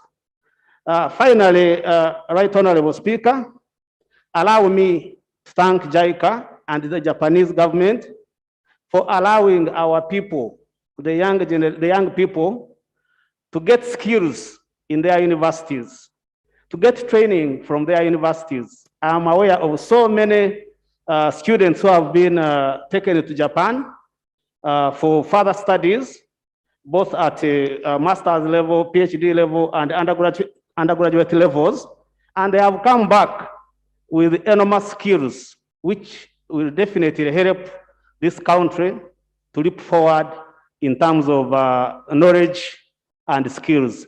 I beg to submit, Right Honorable Speaker. Thank you so much. As I said earlier, we should be drawing to a close, and I still see many members who would like to speak. But I'll start with the Toroma, West Budama. Is he still here? And Honorable Karubanga. And then we move from there. Honorable members, we need to draw to a close. I see Sinjiro, I see all of you, but let's start with this, then we see how to proceed. I'll reduce the time to 2 minutes. Thank you very much. It starts with you, 2 minutes. Thank you very much, Right Honorable Speaker.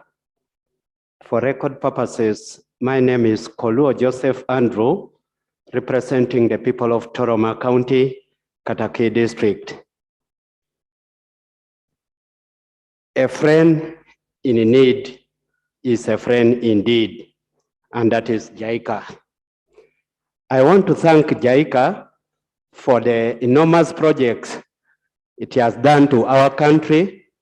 My colleagues have already alluded, that is education, infrastructure, and so on.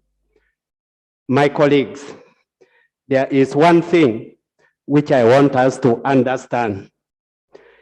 Because of this, what JICA has done, a majority of Japanese have ended up coming to Uganda as tourists. And these Japanese are really high-income earners. I want now to implore government to take this opportunity to tap this market through UTB, market our country, so that a majority of these tourists from Japan come to our country. Everything will be okay. Finally, because of time, I come from Katakwi, and a majority of the schools, because of heavy rainfall, are totally dilapidated, more especially the classrooms.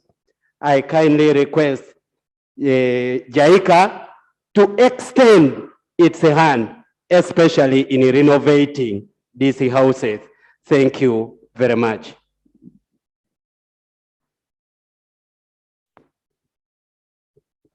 Mr. Speaker, I thank you for this opportunity. I rise in support of the motion, and I want to state one thing. The contribution Japanese government made through their volunteer program. Mr. Speaker, I want first of all to appreciate the appreciation that people have made to the Japanese government. All that I've said, I fully concur. Allow me add that when I joined government, Minister of Finance, Planning and Economic Development, I was given the task of coordinating the UN program. And within the UN program, there was UN volunteer program. My other colleague was responsible for the bilateral cooperation, and in there was Japanese volunteer program as well. Whereas the Japanese volunteer program came in with personnel to fill the skills gap, to fill the manpower gap, also to build the capacity of Ugandans in various sectors of the economy. Over time, their volunteer program was growing at a supersonic speed, whereas the one I was coordinating, the UN volunteer program, was actually contracting.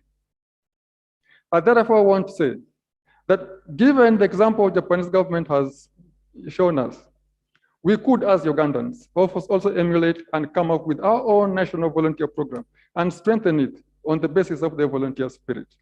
I thank you, Right Honorable Speaker. Thank you very much, Honorable Karbanga.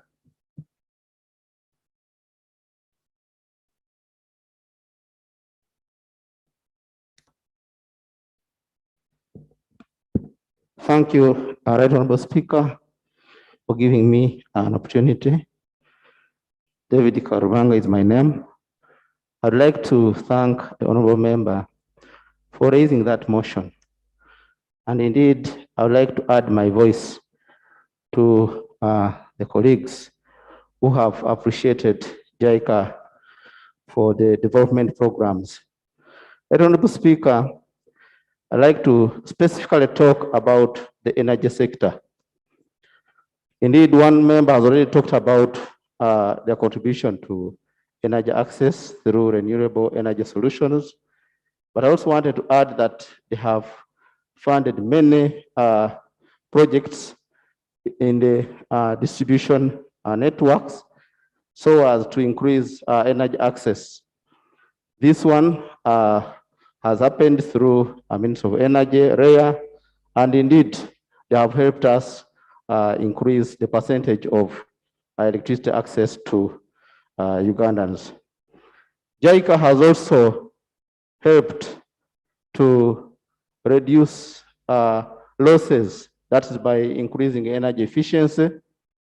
I know during the time we had load shedding, they gave a grant of energy savers to Ugandans, and indeed that was a moment we needed this because we had a critical problem of power shortage. Indeed, in the same sector, they have helped strengthen the distribution and the transmission networks. Many of these substations around you see have helped to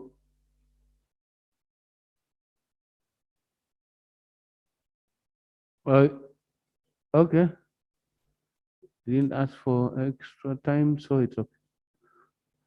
Can we now stay down? You have just can we just go through the members who are not yet spoken? I'll start with the honorable. Please, let's keep it brief, then we'll go in that order and finish.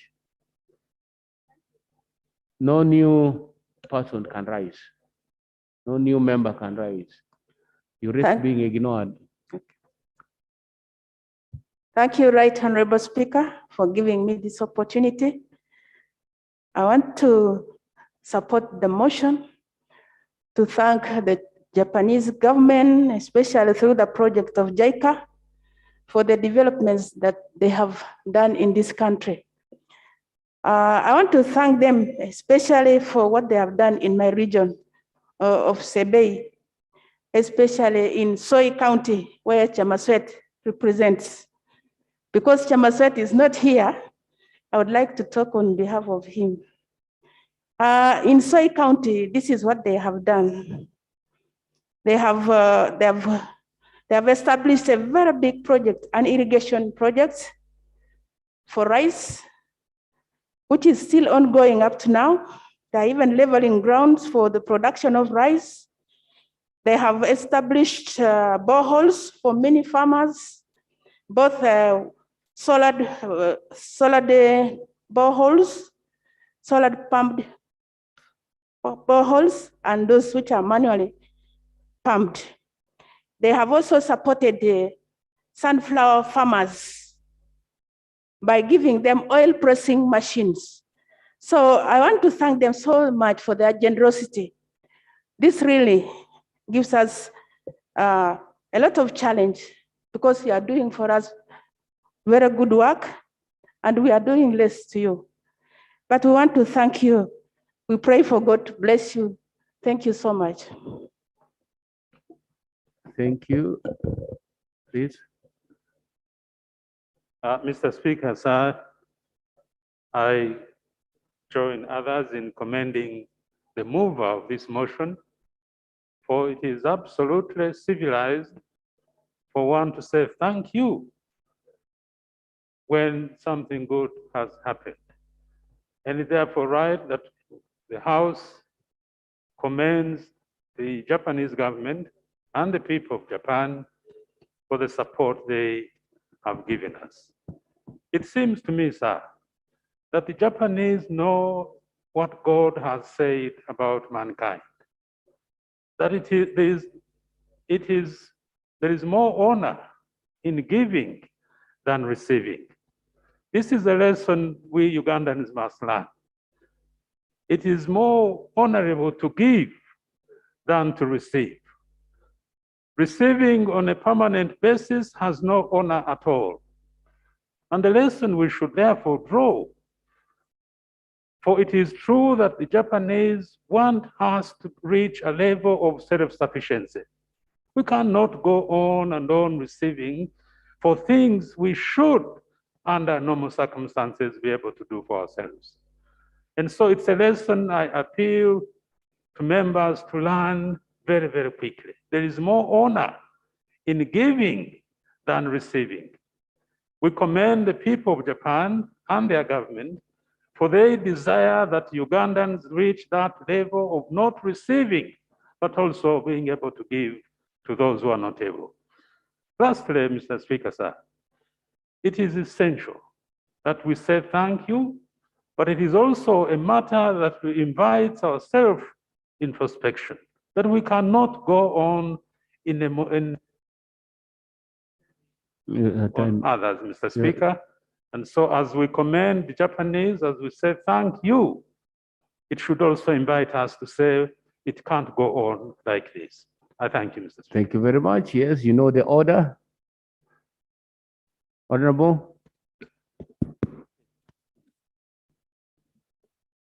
Thank you, Right Honorable Speaker. For record purposes, I'm Arnie Twerauben, MP Isingiro West.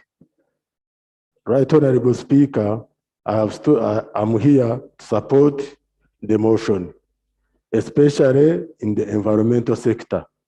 Right Honorable Speaker, Japan, especially through JICA, they have promoted what we call non-consumptive utilizations of forests. They are training and habituating gorillas and chimpanzees, especially in the forest of Karinju in Ushenyi, in the forest of Udongo in Masindi and Bugoma. This one attracts tourists just to watch when other countries and other nations are here to import our timber and destroy our environment. Right Honorable Speaker, I wish the Japanese continue with that good heart, continue with the non-tolerance to corruption. Then, if we copy that example, our government of Uganda, we shall be the best. I thank you. Thank you very much. Yes. Thank you, Mr. Speaker. Right Honorable Speaker, for record, I'm called Modoi Isaac. I represent the people of Lutsesha constituency. I want to thank the mover of this motion. And I think, Right Honorable Speaker and members, the spirit of thanking and appreciating should be upheld at all times. When I was a young officer, I was a chief administrative officer, and Uganda adopted the policy of decentralization. Our country identified 3 sectors which are affecting this country: the NRM government, the road sector, infrastructure, the health and education. I was among those officers who benefited in the training of tackling those areas. You would appreciate most of us come from rural areas with the feeder roads, which are extremely in poor state. The feeder roads was a challenge, and they remain a challenge. They did research, the Japanese did research. They did not come in the heavy machinery, but they gave us tractors with the tipping system behind. And they trained us on labor-based methods of maintaining our roads. I think we are the best in the region. Most of the countries came to visit us to see how we are managing the roads. I want to thank you so much. They created regional workshops, rather repair workshops for our tractors in Busoga region, which was in the Bugembe, Soroti, and the West. In other words, they were pooling and training our own people to repair the machines and operate them. You'd wish to know that those young officers who are trained, like one of them, who has just said across there, are now the ones managing garages all over the country. So in other words, they build the capacity.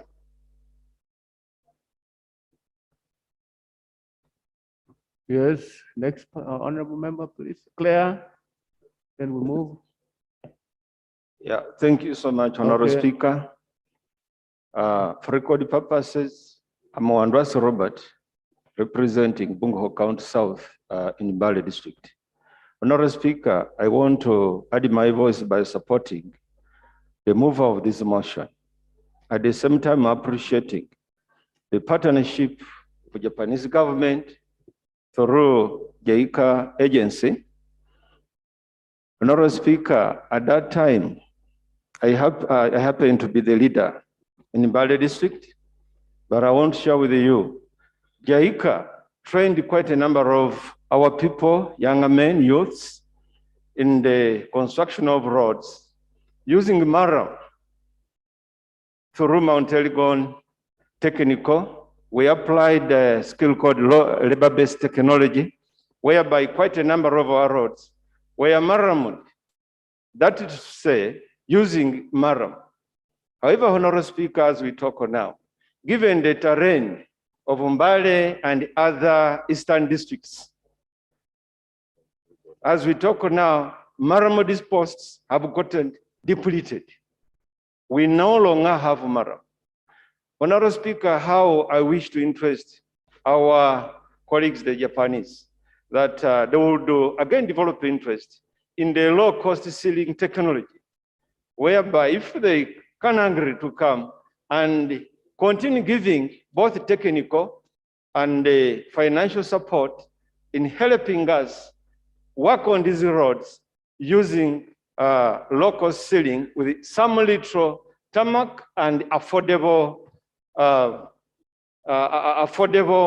items that they use on top. Honorable Speaker, also they drilled for us boreholes. But Honorable Speaker, given the rate at which these boreholes are getting broken, I would again interest them with their technology now that we are in the new era, that if they could come up with the solar motorized boreholes, at least that's the project that I pledged to spearhead in the area where I come from. If they can partner up with us so that they can come up with the motorized solar system whereby we can put on these boreholes and we have piped water, whereby a villager will be just in his village under a tree and will access water without manually pumping the boreholes or dancing for the borehole before a borehole can give them water. Me, I call it borehole dancing by use of shoulders in Lumasava. If that can be appreciated, Mr. Speaker, we shall be so grateful, as I so much appreciate JICA for your continuous support to the people of Uganda. Thank you so much. Procedural district. Thank you very much, Right Honorable Speaker, for this opportunity to say a word. For record purposes, my name is Claire Mugumia. I'm a woman member of parliament representing Procedural district. Right Honorable Speaker, I would like to add my voice of my colleagues to thank Japanese government through JICA for having supported the country on its road to development, on its road to the middle income status. Right Honorable Speaker, JICA is not a common occurrence in Sinjiro. But I would like to take this opportunity to let JICA people know that Isinjo is one of the big districts in the country, composed of 30 sub-counties. So we welcome you, we need you. But one other thing I would like to appreciate most about JICA is the comprehensive nature of the support they have given to Ugandans. They have supported education, health, roads, agriculture. So we would like to implore you to keep coming. Much as we have done a lot, we still need you, especially in the rural district of Isinjiro. Thank you very much. Thank you, Honorable Speaker. No, you're not telling them to keep coming. You are telling them to stay because they're already here. Just urge them to stay. Thank you. Yes, Honorable. Thank you, Right Honorable Speaker. My name is Afidra Ronald, Member of Parliament for Lower Madi. I want to thank the mover of the motion and join the House in thanking JICA for the tremendous work that we've all alluded to. But in particular, I want to thank JICA. This week from West Nile, the team from Ministry of Health, together with the JICA, moved to open a magnificent new OPD together with a casualty unit for the regional referral hospital. Right Honorable Speaker, this hospital has been serving and is continuing to serve about more than 3 countries.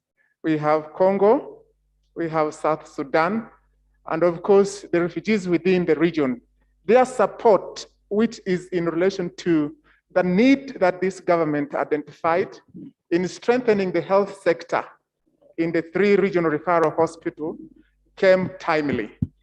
However, much as the hospital has been equipped with state-of-the-art equipment, I can report to the House that a rural regional referral hospital is likely not to utilize the equipment as the casualty and OPD was open due to 2 factors. One, some of the equipments need LAN.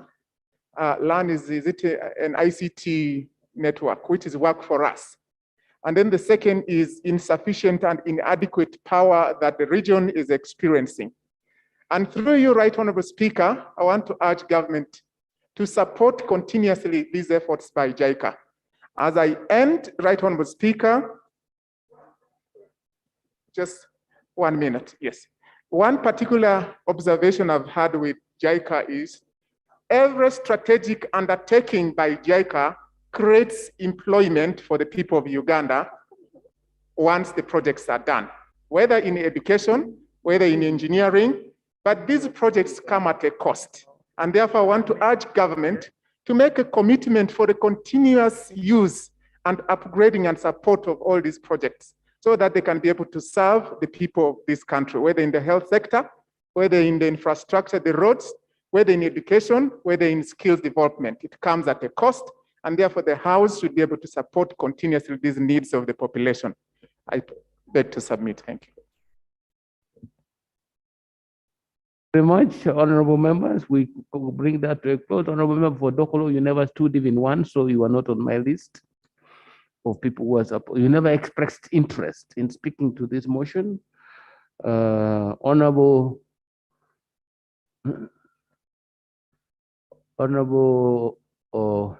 Onen, there are issues which have arisen from your motion, and I think that is part of why the member for Dokolo would like to speak. You have discovered that your region is not only good labor that has come back to thank. The whole country have received some support and help from JICA, and they want you to enlarge your motion to accommodate their activities in the whole country. And 2, your prayer number 4 imports statement that could be misleading and can be misconstrued on different scales. The request is that you remove that statement prayer number 4, because it contains some things that are fundamentally important but not correct.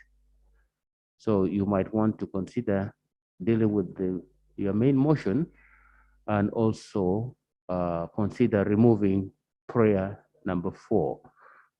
I'm going to give you time to do that while the leader of the opposition speaks and then the leader from the government side.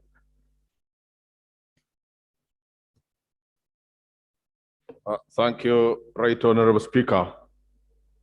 Right Honorable Speaker, let me join colleagues to appreciate and say thank you to JICA for the sacrifice, for the generosity that you have offered to the people of Uganda. Right Honorable Speaker, Thanksgiving is a form of prayer. And in essence, members, there has not been any member that has failed to support. All have been giving thanks to JICA cooperation to Uganda for the investments, for the projects of development that you have brought to this country. And therefore, it is not for nothing that Japan is referred to as the land of the rising sun, Nippon. Nippon in Japan literally means the land of the rising sun. Actually, in the world, Mr. Speaker, sir, the competition is between New Zealand and Japan, where the sun rises first in the whole world. But I think it is Japan. Mr. Speaker, Bududa district, the disaster-prone district of Bududa, I would like to refresh the memory of the embassy members that have come from the embassy of Japan in the Republic of Uganda. That Bududa has a hospital. It is a disaster-prone district.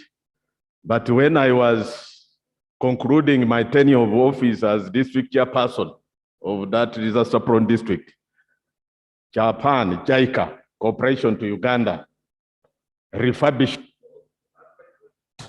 This is a hospital which was constructed way back in the administration of the then president, the late Apollo Milton Obote. And it had, for donkey years, not even tested paint until JICA refurbished that hospital. Long live JICA cooperation to Uganda. Mr. Speaker, sir, JICA, you are known for honoring your pledges. On that particular function, it wasn't a pledge as such, but it was generated. It was a pledge generated through a memorandum, which yours truly read to you. Given that this is a district with the complicated terrain, the promise of an ambulance that would help in case of emergency operations. It has not been yet delivered, but I will come and remind you in due course. Mr. Speaker, sir, I am captivated by JICA cooperation to Uganda. Its primary focus, as we talk, on improving the environment to attain economic growth. And you know, as I was scanning through the vulnerability, the disaster vulnerability atlas, Bududa is one of those districts that are captured as a hotspot of environmental degradation, which is yet also to be a beneficiary from that fund. So I want to use this opportunity to thank you very much for creating that fund for improving the living environment, which is being ravaged by all manner of natural and man-made calamities. As I conclude, Mr. Speaker, we have received countless offers from Japan as a country of scholarships. And I was compelled to go through the selection criteria, the eligibility. It is so generous and so fair.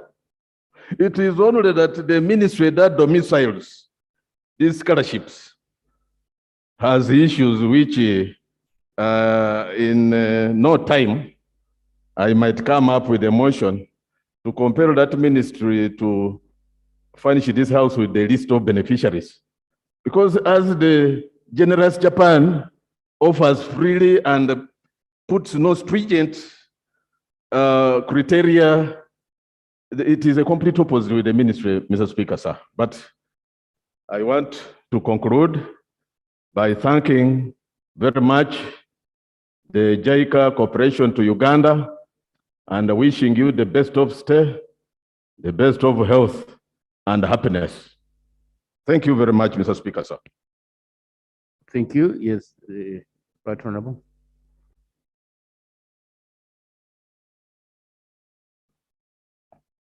Thank you so much, Right Honorable Speaker. I want to begin by thanking you for creating space on the order paper for this motion, which has given us an opportunity to publicly thank the people of Japan through JICA for the support that has been given to this country. But I also want to thank the movers and the seconders, and in special I want to thank the House. We have all, those who have been able to catch your eye, have all talked in support, and have also been able to tell the country that different parts of the country have benefited from the resources from Japan, either in form of loan or grant. I want to thank you, members.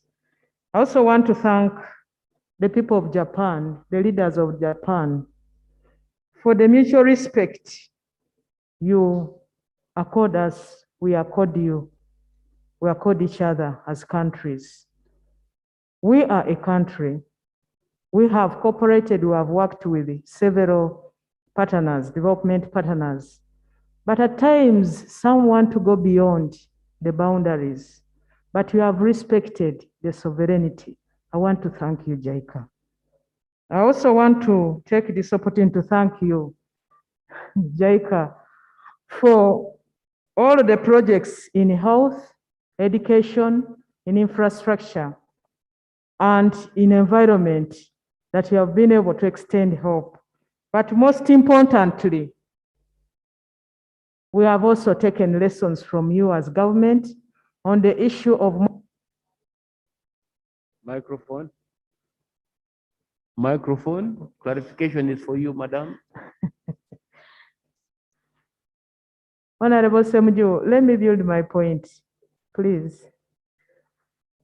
Right, Honorable Speaker, the issue of ensuring monitoring and evaluation such that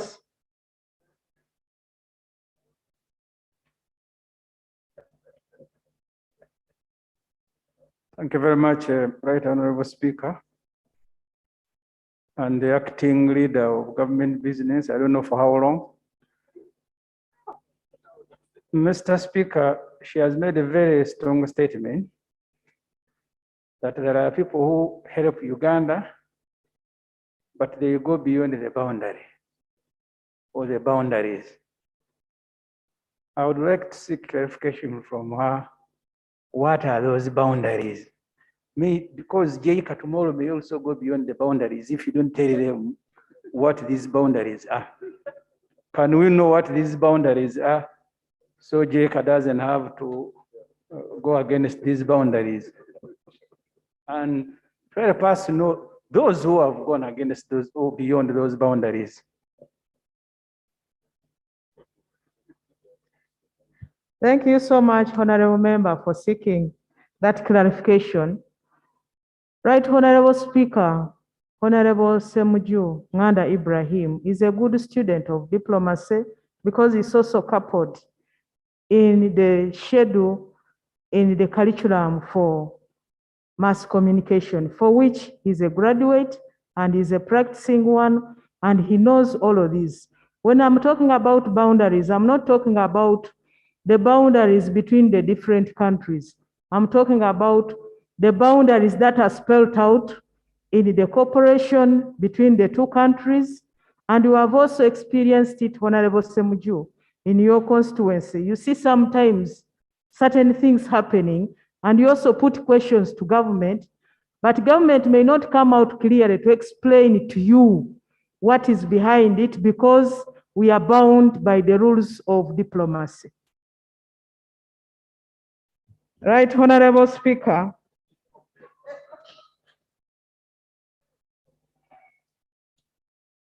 JICA and the government of Japan have really been very, very useful to us. I was building the point of monitoring and evaluation because the way they evaluate, the way they monitor the implementation of their projects to make sure that there is good and visible value for money in the communities where the projects are is something that we have also taken on as a country, as a unit under the Prime Minister that is responsible for monitoring and evaluation.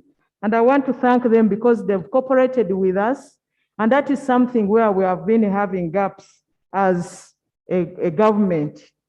I also want to thank them so much for the technological transfer, but in a special way, to thank you for the training scholarships that you give us, meaning you want us to develop, you want us to get technology, you help us to build, you help us to work today, but also build our own capacity for the future. I want to thank you for, as government, for looking into the future and helping us to be part of you, but also to be more sustainable in our own development as a team, as a country. Their loans are usually highly concessional, but they also give us grants. And in some cases, the concessional goes to 50%, which is something very good. We want to applaud you for that. Thank you so much. Their lending or supporting portfolio may not be as big as that for other development partners, but whatever size it is, they emphasize the issue of effectiveness and value for money. I want to take this opportunity, Right Honorable Speaker, to thank once again the people of Japan, and on behalf of NRM government, I pledge we shall continue working together, supporting the two countries, especially in terms of trade, because that is a relationship that puts us on the same table as when it comes to negotiations as equals. But I also want to take this opportunity to thank His Excellency Yoweri Kaguta Museveni for maintaining the relationship with Japan, but also in a special way to thank the former heads of state for this country, Uganda, because the relationship did not only begin with us as NRM government, it also started before NRM took leadership. I want to thank our former leaders because what they started, we've maintained, we've sustained, and we promise to keep improving every day. I want to thank all the development partners who work with the NRM government. Thank you. Thank you very much, honorable members. It has been an elaborate debate. As you can see, I gave priority to this. It was not supposed to be today. It was on business to follow, but given the significance of this motion, I brought it forward. And two, I've given you sufficient time to have this debate because in the opinion of the presiding officer, it's a very important debate, recognizing the contribution of a partner that has stood with us in thick and thin, rain and shine. They are here. And it's only fair that when we decide to talk about them, we give it good time. And that's exactly what we have done. Thank you very much. Now, Honorable Onen, you have two issues to sort out before we take a decision.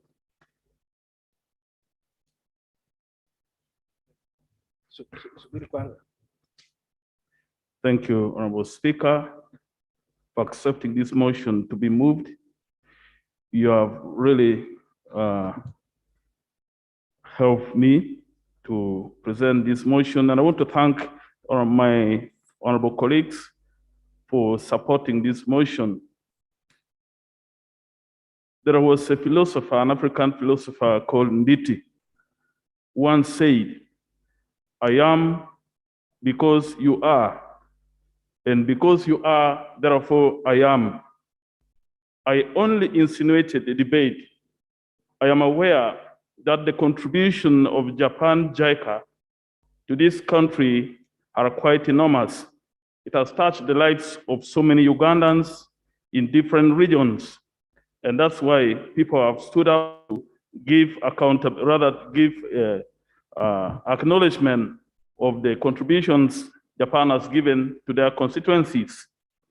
I accept that this motion be amended for the good of our country, and as has been requested by the honorable colleague, Faith, to accommodate the contributions which Japan government has given, not only to northern Uganda, but to all the regions of this country. I would like also to request, Honorable Speaker, prayer, it is just an assent of the human heart to a supreme being. Now, in this case, the Speaker. In my prayer number 4, I ask that this Parliament of Uganda, that Parliament should evaluate and assess the major loan agreements and ascertain the risk on socio-economic progress of the country to avoid the risk of giving up national assets.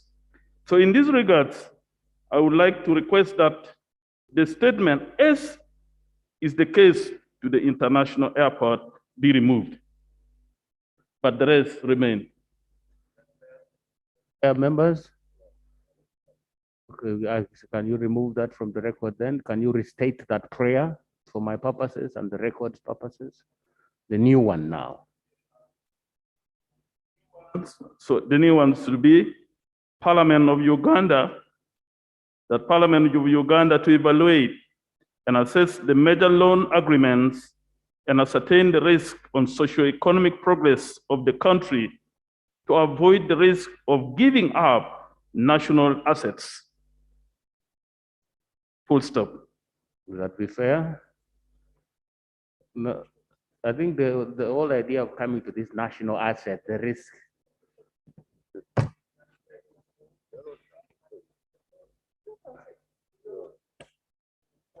Yes. Honorable Samuju. Mr. Speaker, this motion, my understanding, is a motion to say thank you. The things that are not going on well may actually not be part of JICA. In my view, they are misplaced if they are going to be housed in this motion. My proposal is to have the whole of that prayer go away. The member know or will help him to know where he can house it properly. Thank you. Mr. Speaker, seconded. No. You have accessed the microphone before, Ambassador. But being former ambassador of Japan. But I want to support what Honorable Semuju has said. This is exactly what the Right Honorable Minister with that portfolio was talking about, going beyond boundaries. This element of assessment touching on the value does not apply to JICA in view of the praises and appreciation we have given. Let it remain appreciation and giving thank you to the government and people of Japan for the relations we have had. So that amendment should be expunged from the motion so that we are all home and dry. Thank you. Thank you, Honorable Nen. Item should not be part of the prayers. I accept. Amended. Did you amend it? What did you say?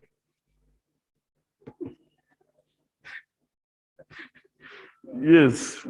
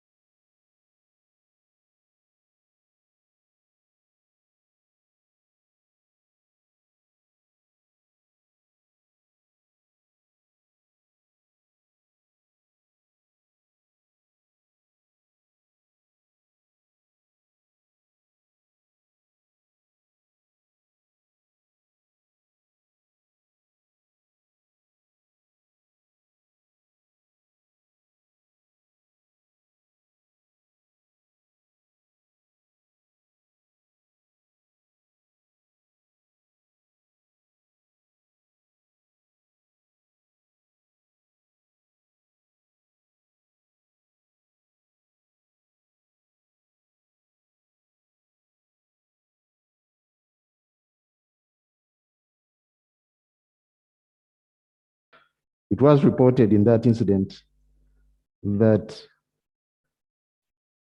one kid died on the spot, followed by 2 other fatalities in the hospital.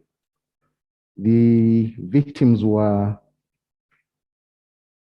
Chiua Pathias, aged 11, Odong Shield, aged 10 months, and Chiunji Michael, aged 14 years.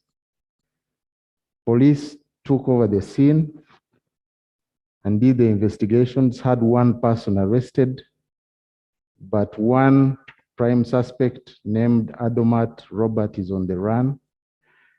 And it is reported that there was contention over a child between one of the suspects, Adomat, and Nantale Peace, a daughter in that home. The said child was one of the victims, the one called Odongo Shield. Adomat had gone there reportedly a month ago to demand for the child, but the family declined, and he reportedly left in a rage.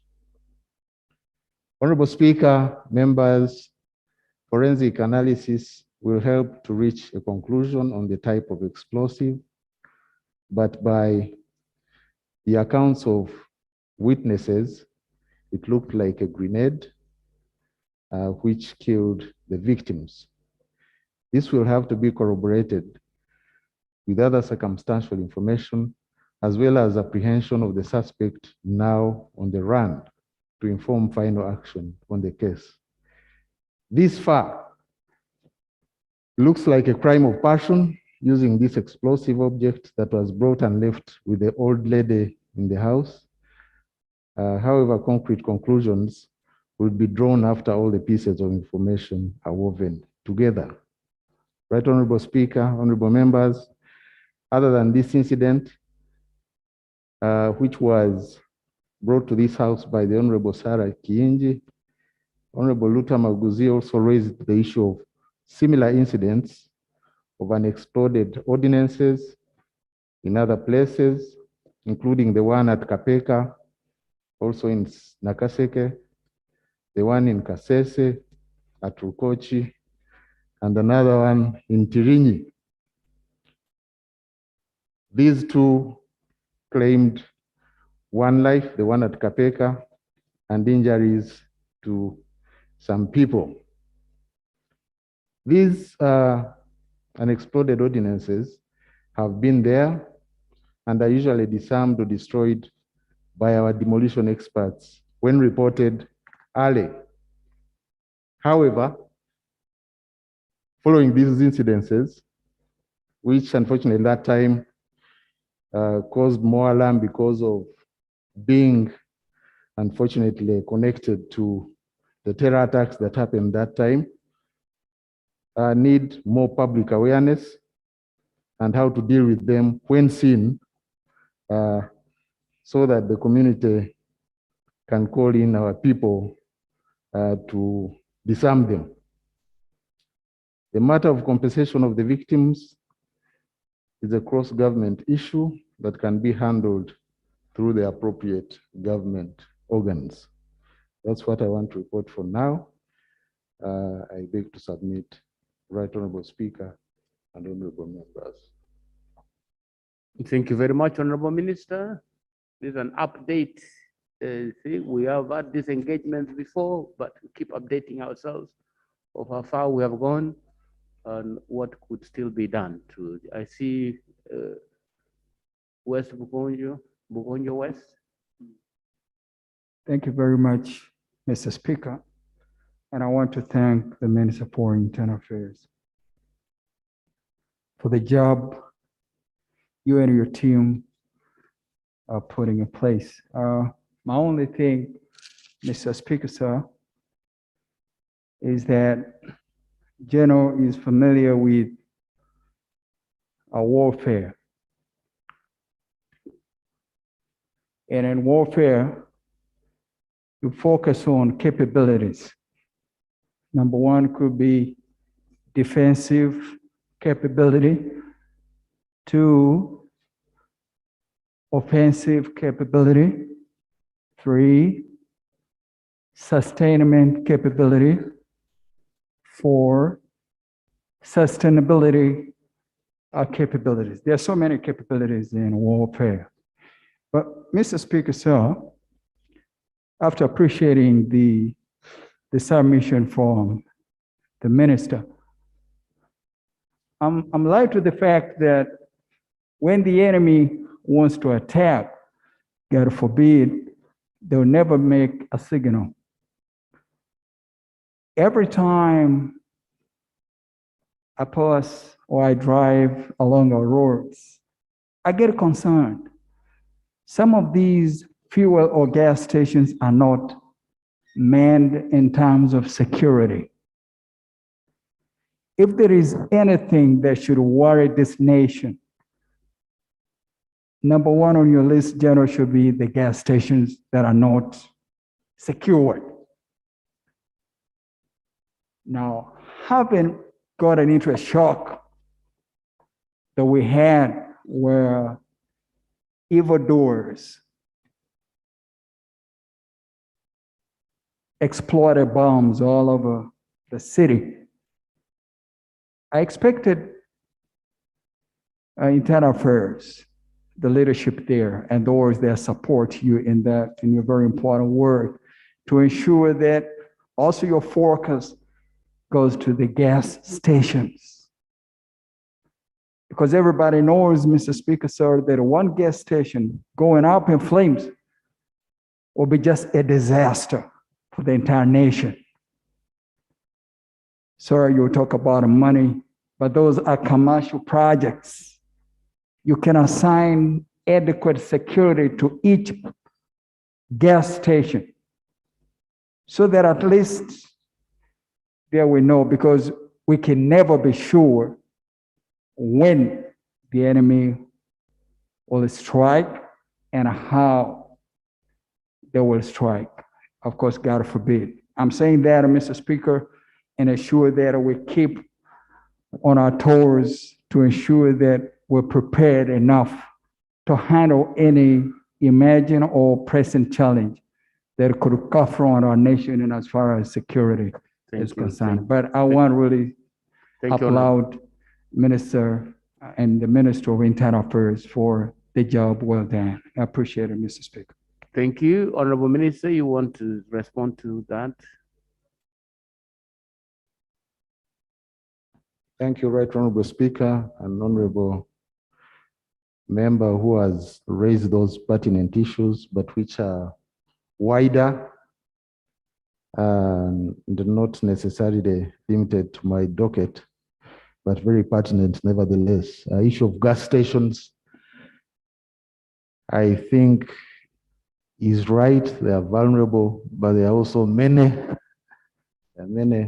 So there are issues of clearance, there are issues of SOPs, how to manage these vulnerable points. There are issues of urban planning, which I think can be comprehensively tackled across government so that we inform the way forward. Thank you, Right Honorable Speaker. Thank you very much. Next item. Wemiaga, on what matter do you raise?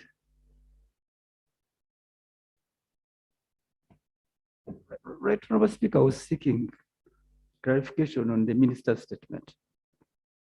Right Honorable Speaker, year in, year out, the Minister of Internal Affairs has been putting on the wish list the storage bank for all the explosives and the unexploded devices. But year in, year out, it has remained on paper. They have not effected it. So bad that there is no any proper storage as a country that we have, even in this Kampala, for all materials, for all bombs, and it was supposed to be under the Ministry of Internal Affairs. I had thought that probably he would give a hint on what they intend to do to have all the explosives under proper government storage. Number two, Right Honorable Speaker, you're aware, and members, that this country is on a recovery process from the periods of war after many years. But it is surprising that even where the unexploded bombs of 1979 are still around, has government taken any deliberate effort to ensure that they comb areas and places of war where those bombs were littered and they are a danger to the community? Look at the northern Uganda. After the conclusion of the LRA war, many bombs were buried, but apparently there is no effort being taken to ensure that there is a technical intervention to search for all the bombs in the theater of war. Those that remained unexploded in the camps where the army was stationed, they litter everywhere, literally, where there has been a trace of war. So are you, Honorable Minister, are you being proactive?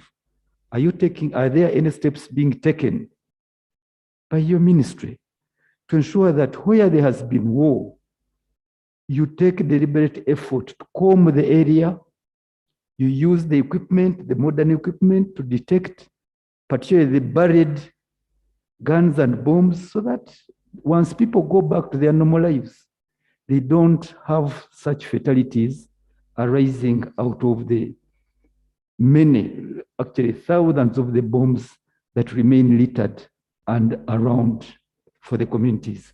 Is there such a program right now? Honorable Minister.